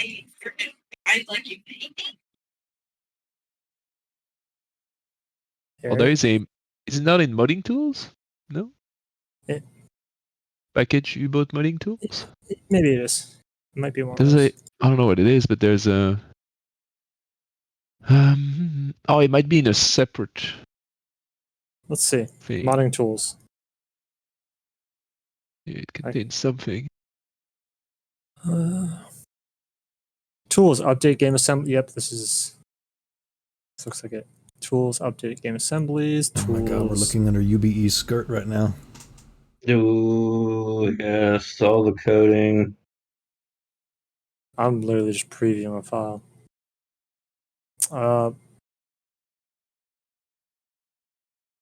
Deploy mods. There we go. So in deploy mods, it does a for, it just gets an array or whatever the thing. And it says for int in mod length, whatever, blah, blah, blah. And it does this thing, and at some point it updates. Like builds, right? It does a build. Yeah. I just need how like you can have like a list of things in a window and you can have like a little checkbox next to them and you can like select, unselect the checkbox and that just like makes the thing not do that one object, like a file explorer or whatever. That's what I need. I don't even care if it's that. It could just create a text file that I remove all the lines. Yeah, I don't want to do. Because what you're talking about is adding like a new fucking window Program. to Unity. They'll pop in when you click That's on, all they did here. on the deploy button. I know, but that's not that's not what I've done. I haven't done like something like this before, so I could try, but I would have to learn how to do it. Yeah, it's modding Unity itself. Well, we're almost done. Sorry, modding the editor. Yeah. So this little method inside this class or whatever, that's the entire thing that makes this entire tools deploy mod. That whole thing is everything that makes that. It's just when you define something like that, tools, it adds the window element. So you're not doing any UI shit. Like the moment you add a script in this modding tools, it automatically gets populated within the UI. You don't have to worry about any of that crap. It's just changing the script that's running when I click the button. You still have to make sure that you provide the correct script things so the UI is populated correctly. Especially if you want if you press deploy mode and you want a little window to pop up to have selection or whatever. That's true. New window. Okay. You do have that to worry about it. We'll do a text file. It'll be a text file or something. I don't know. I need this. We'll figure out something, I suppose. I sit for 10 minutes doing this crap every time I want to make a change, right? Like if I could do it takes 2 minutes to it takes like 30 seconds to deploy the aircraft. If I could just deploy the aircraft in 30 seconds, get right back into the game and start testing again. Oh my god, my development process would be so fast. I would stop bitching about things. This stuff's all just over get a better computer, man. Dude, my computer's screaming Nemo right now. Like, is that Windows 11? Oh yeah. Why? Because I wanted the virtual machines, and I also want the virtual machines integrated with my terminal. And those are also, you could get them set up in Windows 10. It just takes steps to do that. Whereas in this OS of operating systems just never get it when it first comes out. What are you talking about? I mean, dude, who do you think you're talking to? I'm the guy that's like, hey guys, I have a project out on the workshop. It's not really complete, but it's like a beta to the alpha to the pre-release. You have a point there. Windows is getting pretty scummy though. By the way, I'm on Windows 12 pre-alpha beta, development build. Oh, so they track your every move now and know when you pick your nose. They're slipping ads into Windows, into the operating system. I know. There's a reason I've disabled like 90% of my background registry stuff. And you could just go to Linux like me. Compatibility issues. Nay, Linux all day. Just don't even get don't even get a I don't what is it called? Don't even get a GUI. See, Just I get like my NVIDIA. I like my NVIDIA video cards. So you can use NVIDIA in Linux, not very easily. not natively. Oh, are Linux Right, boys yeah. all ATI fans? Yeah, Yeah, the Raisin. predominantly Raisin. ATI fans. Yeah, it's a Raisin. Oh, damn. E linked some really pretty B25s in the lobby link dump. Oh, that's not a B25. That's like a Liberator. There's some seriously cover. Yeah, these are the one that we have. The Fleet Air Arm ones we were talking about earlier. Yeah. Petrol. Oh, it even has the Lee light, dude. One. The model. One has Yeah, the radar. model. Yeah. And the light. And then in the tree view, the tree views on top, you have one that has a radar at the back. Where's that 3 model from? And one that has the cannon pack on it. Wow. Bro, give me that render. Give me that model. How much does it cost? I'm gonna throw it up on stream because it's really pretty. No, they're not. It's not a 3D model link. It's a model, like a real world model. You use one of them laser scanners and scan the thing and digitize it like a Tron. Right. There you go. I'm pretty sure it looks like a model, an actual model, not a 3D. Look at that. Oh, that is pretty. You're right. It is. You're right. Damn. Yo, 3D modelers, get your game up. Yeah, no thanks. No. With the lay light, even, yeah. Doing the little, like, what are those called? Cowl covers? So it's got like a white body. The cowl covers. Oh, wow. Yeah, the cowl covers even come off. That's cool. Dude, so it's got a white body, body and underbelly with a battleship gray top. Mm-hmm. Yeah, the cowlings even come off the engines. That's pretty cool. That's a really fancy model. Dude, find me the price tag on that. I'm not sure I want to know the price tag on that.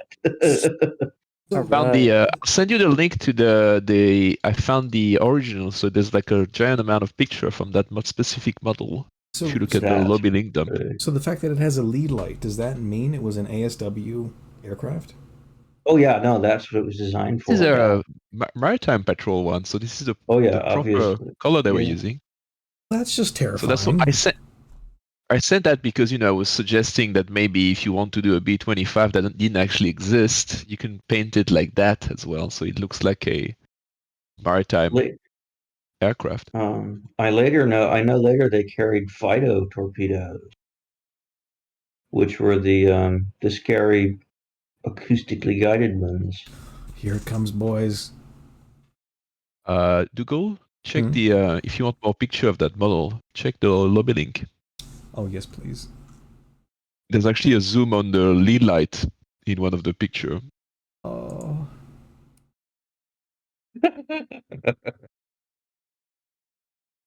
Oh, that guy is But what is that? Doing all this stuff. What is that round-looking ball just aft of the bomb bay?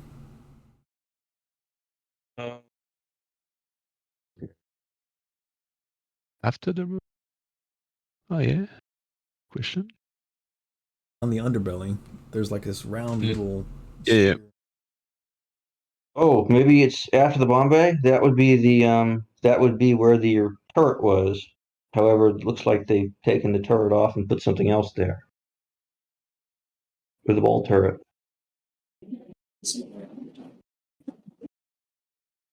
Or is that what the ball turret would look like when it's in its recessed position?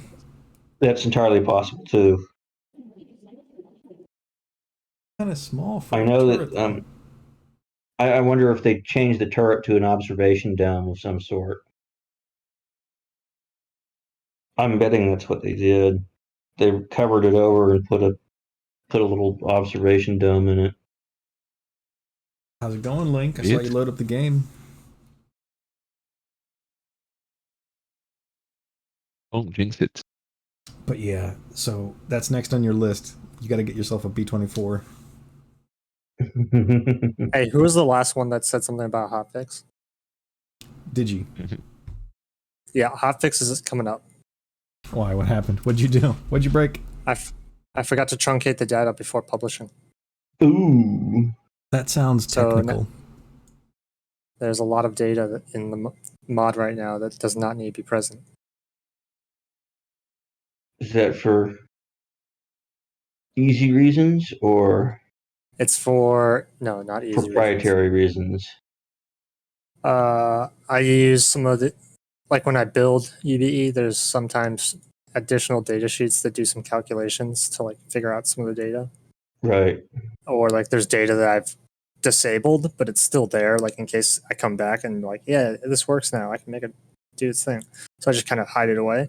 But when I would deploy the mod for performance reasons, I want all that extra.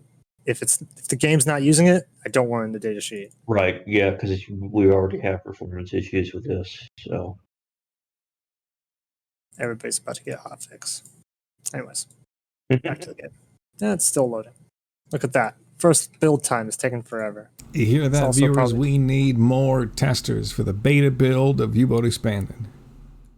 U-Boat Expanded needs you. Okay. Enlist today in the beta branch.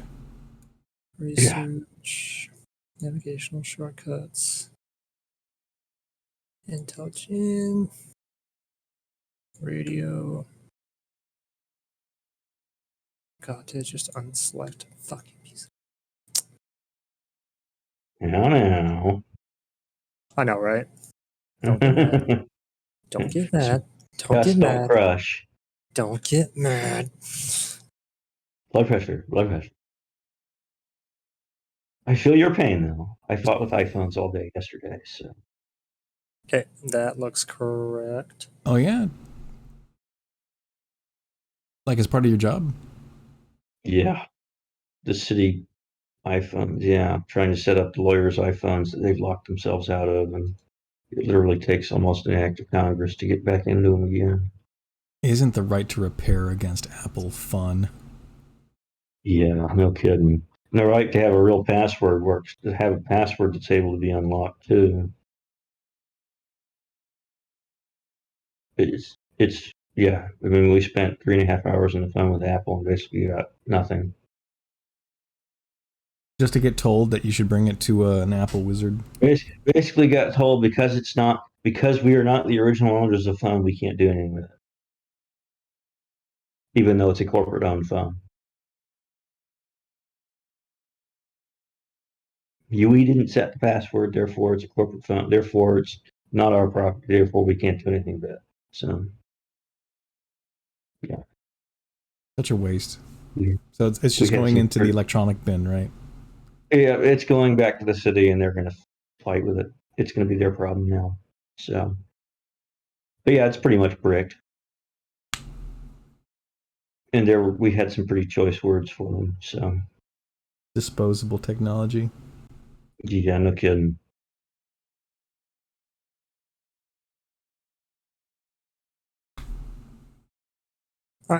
Game's loaded. $1,000 worth of disposable technology. So embarrassed. Is it soup yet? Not yet. It's still loading. Talk. Okay. Can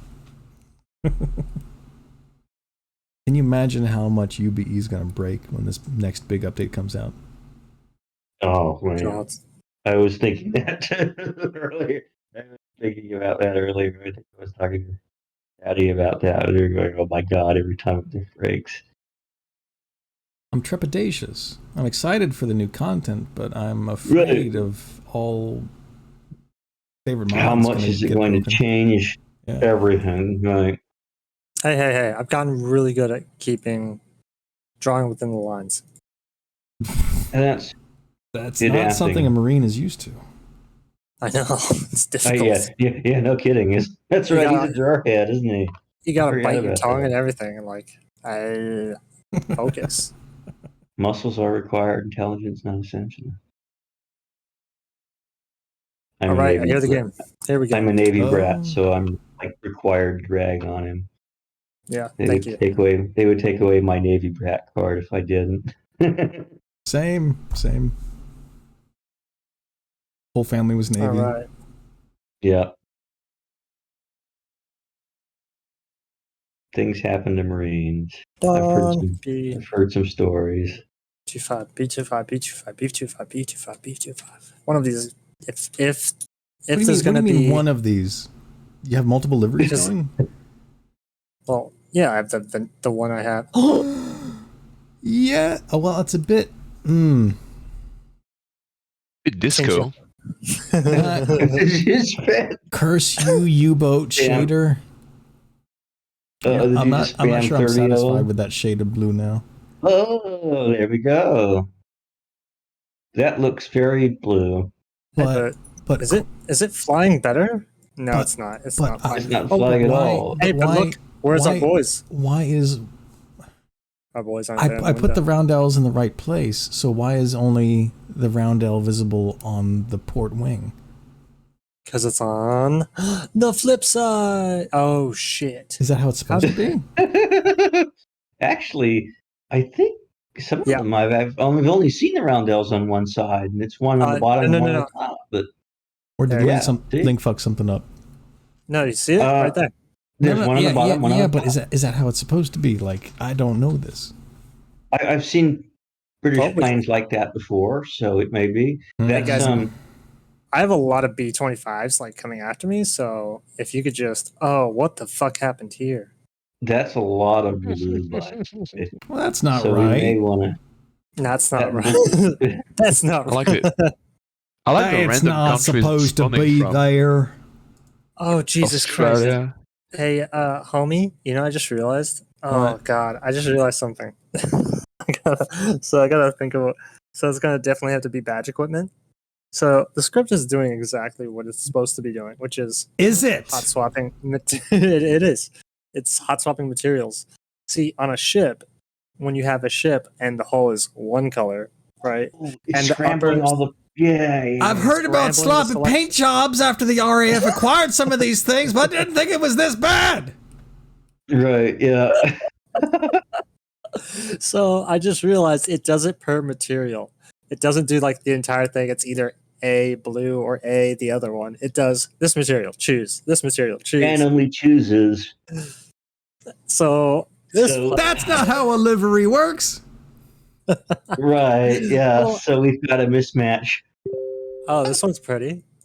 This one's It's real kinda- pretty. Hey, It's just a looking color. Yeah, but it's Just still got the roundel only on one wing, which I don't also think know- I don't think that's how it worked. I think they had roundels on both wings, top and Some of bottom. them. That I like that color, but that's not quite the right color. Well, what would you Pretty, but I say? don't like that. Is it too blue? It's a little too blue. It's almost purple. I want to say. I'm being dive bombed by like 3 fucking. They're actually faster now. Oh, I like that. They're much faster. Let's see. So maybe I just need Yeah, to that's desaturate it a little bit. And he's flying Yeah, that's- level. that's purple. I would say. Wait! Did you see that? It dropped Uh-uh. bombs. What It kind, dropped did? bombs. what kind of bombs? 100-pound bombs. I mean, I had to reduce it to 100 pounds, but that motherfucker just dropped bombs. Oh, yeah, it sure did.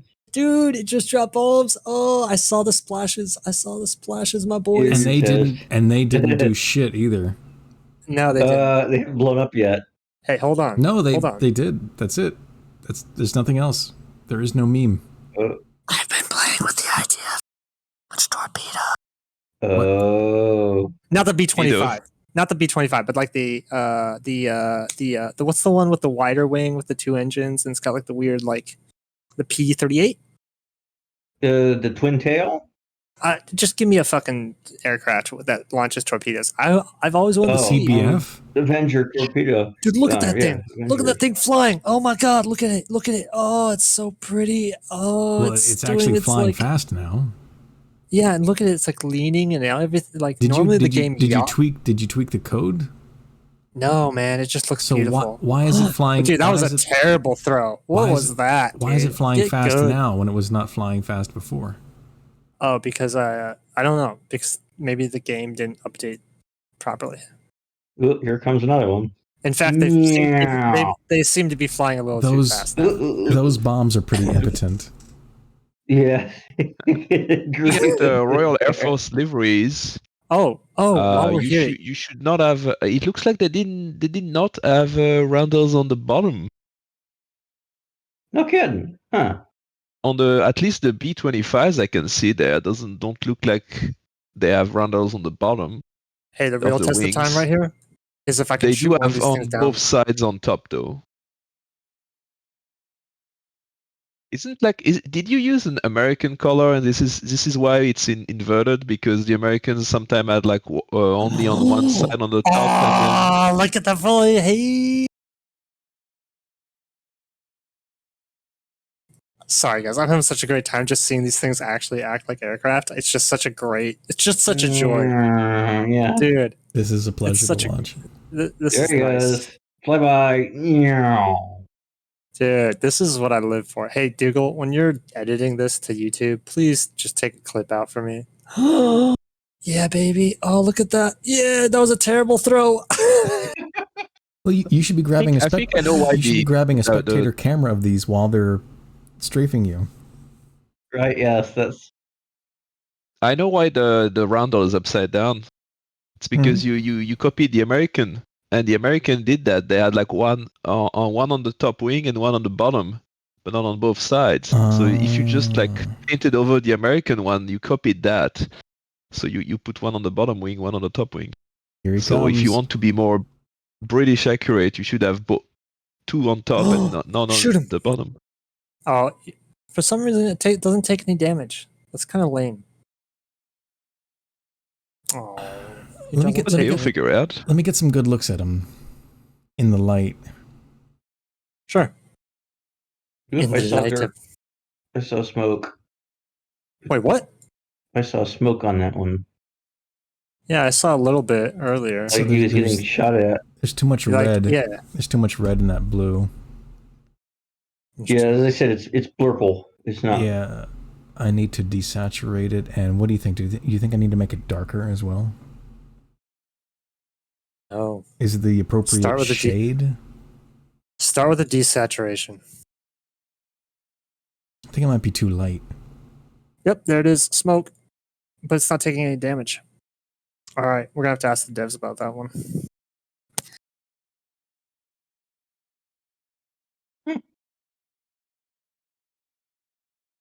Hey, you know what I noticed? Mm-hmm. So, in the vanilla game, if you watch the aircraft circle around you, they don't turn. They do this. They yaw. They yaw in their turns. But So they don't act like they have rudders, in other words. yeah, and so, but see this one back here? He is doing his thing. He's where he, banking. like, rolls. He's banking. Thank you, bro. He's banking, right? And so there's one piece of code that the aircraft uses, which is like, I'm about to fucking strafe your ass. And it does the banking. It's beautiful. It looks so hot. Like, if I saw that shit in game, I'd be like, I'd call my mother, right? But if I see this one, and it just does this like continuous like rudder maneuver, and that one look at that. Oh god. Switch to the other one. Switch to the other one. Oh, it's so fucking sweet. Where go to the control surfaces? Oh, look at that color scheme. Oh, it's wonderful. But look at that. Yeah, It's they're just, just it's coming. vomited up on it. So I can fix the materials thing. It's just we're gonna have to do it a different way, which is I don't know, man. Kinda- That speed might actually be appropriate. What do you think? It's a twin engine. It's a twin engine fucking beast. You would be hauling ass if you were bombing a target like that. yeah. Because I think I need to turn down the speed. You would be. No, the speed might Because be appropriate. You wouldn't want to. I mean, how fast does it say it's going? I mean, I wish it would tell me. Sunderland's Because okay. So you you're would be basing hauling this ass off of, at that speed. you're basing this off of the Sunderlands. We're all used to seeing the Sunderlands attacking the U-boat they're in the game. pigs. But Sunderlands were notoriously slow. Yeah, They they're had a big. lot of lift, but they were very slow. These things cruise along at, you're talking 250 miles an hour easily. In a dive bombing, I could see them hitting, 250. And they should be doing strafing runs. Daka, daka, daka, daka. Right. Where's the 50 Yeah, cal? yeah. Oh, They should be. I know how to fix that. So I set the guns to be anti-aircraft because like that just made sense. But I Mhm. think I might set them back to not be anti-aircraft. Or I might set the top one to be anti-aircraft and the Only side ones you to be understand what that anti-aircraft. means, Link. There's a property on the guns that says "I shoot aircraft," yay or nay. And I think Really? if it's set to yay, the guns don't shoot ships. But if it's set to nay, the guns shoot ships. And so That's funny. what I might do, oh, you know what I could do? I might have so all the guns are predominantly I don't know. I'll figure something out. Because it's either or, it's not both, which is annoying. Really fucking annoying. It's annoying that I can't have the guns just shoot aircraft and ships. So Yeah, it's kind of. Ooh, are they following each other in formation? no, not in formation. No. But if I we don't, were, I don't think I've ever seen them do oh, that. that's But that is a hot. very. That's You know what? that's Hey, screen cap that and send it to me. F12. No, dumbass. Pause the game. There you go. Something like that. But also see if you can get me one from the perspective of the one further away, looking back. Well, it's too late now. What do you mean? The game's still running. Damn it.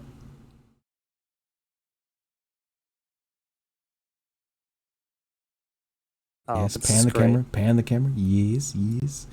Yes, looking good. Screen cap. Give me. I mean, the colors on these are, not the ones that you want to be showing on Prime. Obviously. Slowly but surely.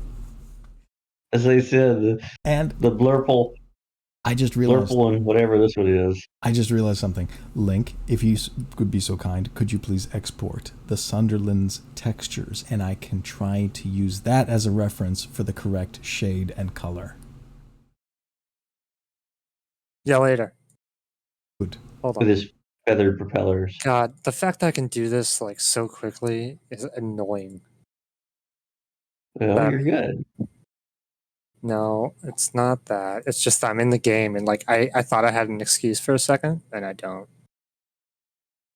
Oh, What is it called? Short Sunderland. You were just looking at it. You had your mouse over it and everything.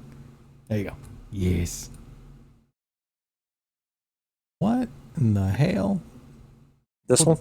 They're green? They had camouflage? But isn't there supposed to be a blue one in the game, or am I just having a mandala effect moment? That in the game. There's like a subtle camouflage. What's the other aircraft? Give me another one. PBY, but I don't think that's in the game. The what? Oh, No, another maybe aircraft inside the game. the mosquitoes are in there, aren't they? What about that one? They all have camo. The Beaufort. Oh, there's an Australian camo. Why is there a texture for Australian? Oh, because the material doesn't exist yet, and guess what? They're gonna do equipment. Guys, I don't have to worry about this. I can do this as the devs. Alright, what's happening here? Let me just back up. When I look at this, there's 4 textures, right? There's this one, there's this one, there's this one, there's this one, right? Oh. That means there's a Mediterranean one, there's an Australian one, there's a 1942 and a 1940. This means the paint jobs are going to be equipment that each country produces, which is Very exactly what I'm cool. trying to do, which is what they're about to fucking do, which means that when the game finally does this, which is probably the next patch, I would imagine, I will be able to do the same thing. So I can do 1940 or USA or whatever the fuck, and we can do the same thing.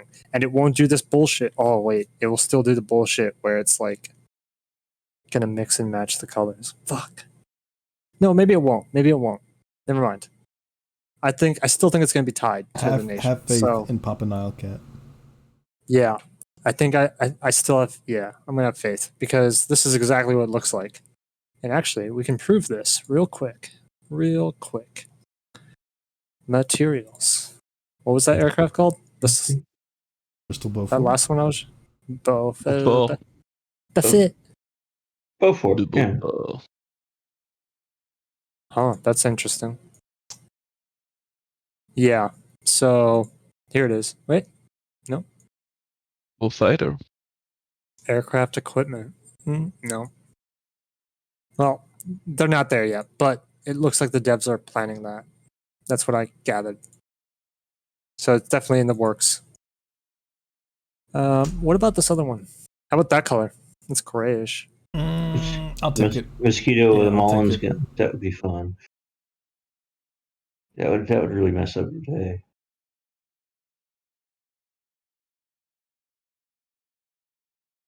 No, Those are nice, though.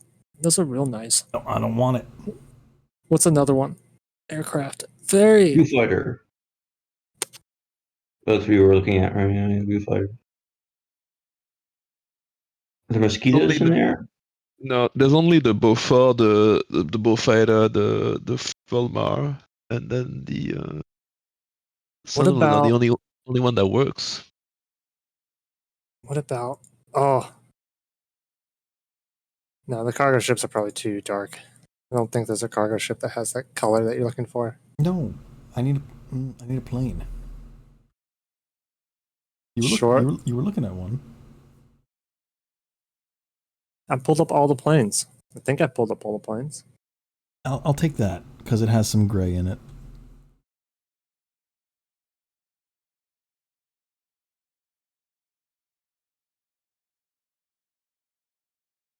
Thank God it's only one texture map.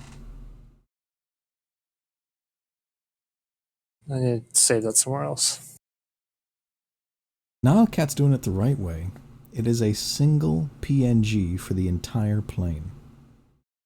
Versus this I don't know how B-25, which had to 6 PNGs. Yeah. Hey, where's my image? Sunderland, right there.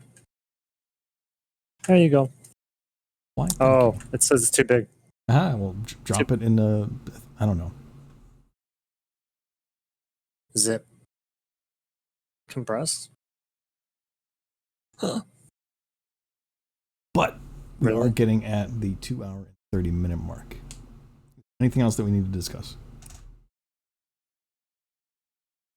Do you have 7-zip? Yeah, the Yes. fact it's probably I need to head off to bed because I actually got to work tomorrow. But we succeeded. We were able to get a new livery into the game. Already compressed as is. I had the wrong shade of blue. At least it looks good in GIMP, but in game, because of the in-game shader and post effects, it doesn't quite turn out right. So I have to go back to the drawing board with that. Yeah, there was some screwy, and I said we need to fix our blurple B-25. So And try to get the roundels on both wings. But progress. Making progress. Here you go, Dukes. Why, thank you. We're making progress. And I think this is one of those things I'm going to wait to see how the devs do it before I fully implement the multiple colors. Because Can you just obviously, stick to single colors for now? yeah, I can do like I can just have the original as is, right? Not original. I can touch it up a bit. Yeah, we can keep working on it. I'm not worried about this because this isn't going to hit primetime for probably after release. So we've got a while. And you The gotta color's looking pretty good. You got to do something about Real those quick. impotent bombs. It's like they were dropping water balloons. I think they're going too fast. The other thing I wanted to look at real quick before we all split was the original B-25. Yeah, one wing. Aha. Yeah, it's the American thing on top on one, bottom. I can fix that. Yeah, go look at the bottom. You should only have a single roundel at the bottom as well. On the starboard wing, most likely.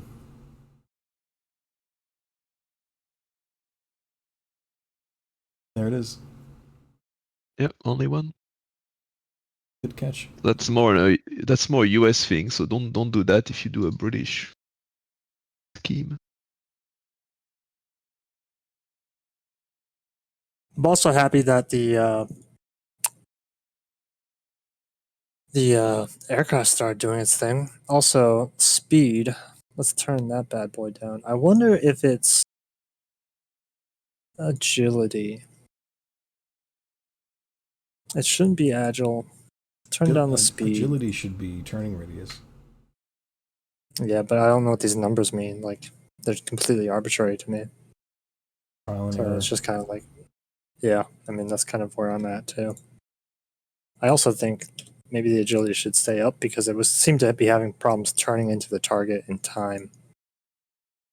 Like, it was still turning as it was like trying to strafe the target. Like, it still hadn't lined up properly. And then another big hurdle, figuring out how to add the lee light and its functionality to one of these new aircraft models.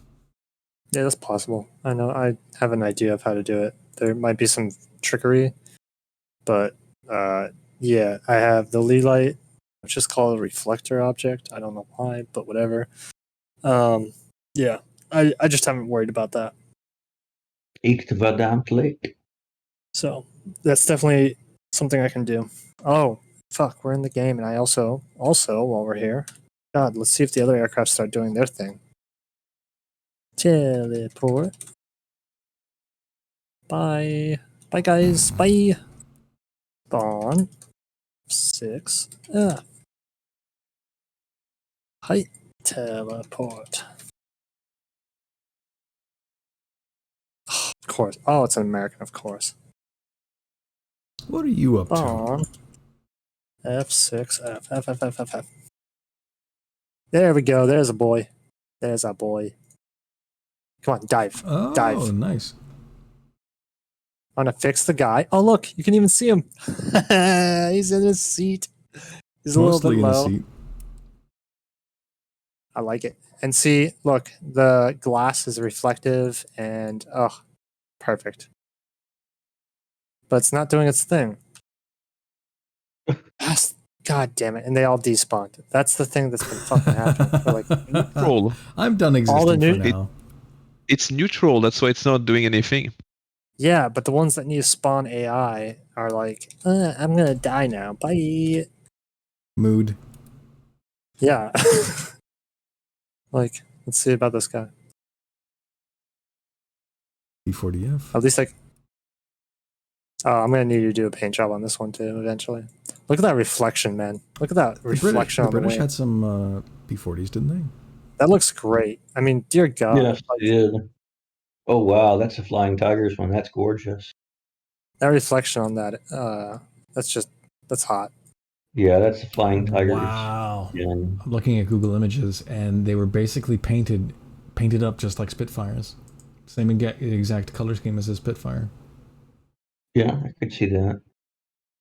The Flying Tigers scheme is gorgeous. This one definitely needs a paint scheme because that red tail. This is from a acrobatic mother. I don't think they had red tails or red tips. The Red Tails would be the Red Yes. Tails Black Fighter Squadron, Tuskegee Fighter Squadron. Yeah, but I'm still pretty sure they wouldn't have all that ridiculousness. No, it would be just the tip of the rudder. Is the P-38 the one that I fixed? Oh, I can't spawn the P-38. It's not ready. What about? What's the other aircraft I have? Oh, the lag. 3, was it? Shot down aircraft. Hey, my boy! My boy! Look at that boy! Oh, look at my boy! Oh, look at that! Look at that little flame effect. Something you'll encounter if you go to the North Sea. Yes. Leg. Look at that flame effect, bros. There you go. There's leg. It needs to be extended a little bit. And that That's texture good. needs to be transparent. Oh wow, the flames! Are those flames coming out of the exhaust? Mm-hmm. That's awesome. Same with this one, flames. It's a little bit angled awkwardly. Like, yeah, that needs to be angled. All right, gentlemen, I need to head out because I gotta work. You should be going to take it sleep easy, too. guys. But thank you for this. Wait a minute. Wait a Yeah, minute. Something seems off about that elevator. The starboard elevator looks longer than the port elevator. Huh? ooh, does it? Elevator? Am I crazy or? No, it's just Nah. the angle. Oh, okay, It's, yeah. it's the shadow. The shadow made this effect. Yeah. All right, gentlemen, take it easy. All right. I shall be back. Oh, and Spitfire. Spitfire. We saw that last episode. Wait, what? That's not a Spitfire. Okay, I'm gonna start shutting it down. Thank you, everybody, for. Oh, there it is. Mostly. What the hell? Shuriken.